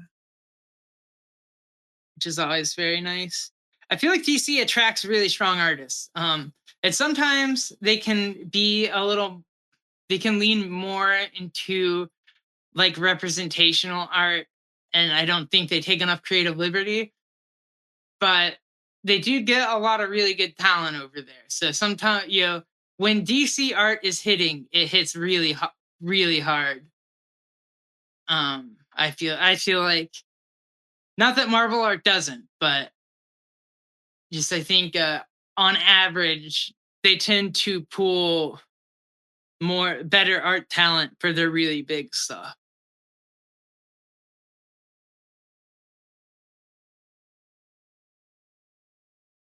And not to glaze Marvel's original Ultimate run, but I'm hoping that it has the same effect that the Ultimate series had for DC fans, where like all of the people who are like old and stuffy and like super like married to their existing continuities look at the like hopefully impending success of the Absolute run and just like silently bow out of comics. Like every now and then I hear about people who say that that's what happened to them with Ultimate Comics. They didn't get it. They're like, why does Peter Parker's hair look like that? And then they just like stopped reading. I'm like, yes, that's good. Be uncomfortable. I Find something can't else to read. I cannot imagine uh getting be, reacting to Pete's hair, but I know people did. Although I'll be honest, the hair's very true to the time of when that book was coming out. Kids really did be having that hair. Yeah, nowadays, I think the only person that even remotely looks like that is Aaron Hansen. True. Oh my god, Maybe that's what true. Peter went at the end of the, Ultimate Run because, he's not dead. He just, Yeah. like, said, "Hey, Miles, you're Spider-Man now. I'm outta here." God, they It's could like, have where left did him he dead. go? Why didn't they leave him dead? They didn't. They just had him show up and be like, "Oh, you want these web shooters? Like, take these web shooters. I'm gonna fuck off now with my girlfriend forever." It's so silly. And then the Ultimate Universe died. Well, not even Yeah, the Ultimate Universe. The entire multiverse died and got recreated. And if that isn't a convenient way for them to retcon literally anything in the future, I don't know what is. which I guess, kind of, is working in their favor because now everything that they do with that kind of stuff can tie into the, movies and crap. Because that's a big thing with Hmm. the movies, like, everything is a multiverse now. Yeah. Oh my goodness. Fans got so mad. Or I would A subset of fans got so mad that they showed the MC timeline as being 616 and not a different number. It's like, you really can't just accept in your brain that more than one universe would name itself some arbitrary number. Like, that that can't exist in your world. It has to upset you. You have to Yeah. take that to mean this is the literal interpretation of the comics. Like, no. People are doing that with the, Rick and Morty anime as well. Like, yeah, it probably does fit better if you wanted to, like, look at all of it as the same time frame, but, I don't care. Like, yeah, let the, anime pretend it's taking place in the same, like, universe or time frame as the main series, like, it doesn't matter. Yeah. It all takes place over the course of, like, 3 days anyway. Yeah, for me, I'm like 100% on the train of continuity only matters insofar as it helps enhance a story. I when I Yeah. was younger, I used to care about that because I guess I thought that the act of following continuity in and of itself was um good, which is like true in like a self-contained story. Like, you don't want to be contradicting yourself, but something like comics, it's long form and goes over decades. It's just not practical. Yeah. So don't don't stress Imagine on it. having to, like, restrict yourself to whatever nonsense whoever was writing Batman in the '90s was on, and having to adhere to every single aspect of that stuff. I like how Grant Morrison made like half a career out of just recontextualizing Silver Age stuff Yeah. to make it fun, or like, more contemporary or interesting, or even just be crazy with it. To, everyone's benefit because, like, do people really hate those books? They are generally, like you said, just fun.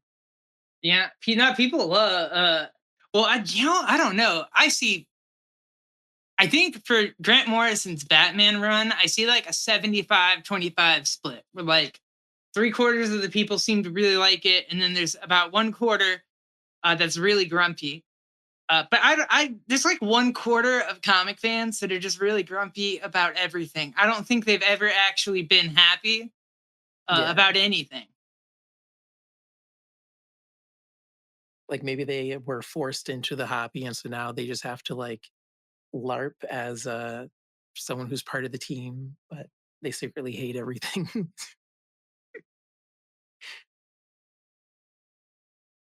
Man, I'm gonna have to look this up for next time because I don't want to say too much without having you read the article. But Alan Moore wrote a really kind of interesting blog and kind of talked about how, I don't know, this weird fan identitarian like reaction to comics is like indicative of some other stuff. And somehow it ties into fascism. I can't quite remember the through line he put there, but it was really interesting. And I don't think he was wrong. Oh Like yeah, I people remember getting, that. yeah, yeah, I think we probably talked about it in a cheesy savor because it was just Alan Moore being right, as he often is. Yeah, it was something like pop fascists or something. Or now I Hmm. wish I could remember it. It was really good. Yeah, I'm gonna end up rereading that to reaffirm it. But yeah, that's everything like I had for this week. Unless you have something else, otherwise we could just get into the outro. I think. Nope, very dull week for me. Not for nothing. Very busy time at work, and it was a holiday week. Next Yeah, time though, I will have something interesting. yeah, it is all good, no pressure. Uh, yeah, wow, holiday weekend too. I almost wasn't even sure if we were going to record today, but I wanted to since I had just been like Saturdays are gonna be the day. I like keeping the schedule, it's cool. It's good too. Yeah. Um but yeah, we go ahead and outro it up. I have been and remain SnakeJess draws on all my social medias. You can read my comic on Tapass. The Tapass is now officially caught up to the latest free pages, and they will be uploading there the same time as they go up on Blue Sky. Uh, my personal site's still under construction, but that will be coming soon. And as always, you can subscribe to Patreon to get pages as soon as I finish with them. And go to my YouTube channel and watch my silly shorts to see me time lapse illustrations. Um, I will have tons of time lapses up probably by the time you hear this. So Based, enjoy. I'd buy Uh, that for not a dollar, but whatever it costs. the low, low price of your time. Hell yeah. Oh, then this is my part. You've been listening to uh, Snake Jess and me, Julian, my Julian. Not your Julian, my Julian. And you can find all of my cool stuff at vqcd.in, one of the few web domains that I own. That's right, I am a domain squatter, but they do get used. They're all for me.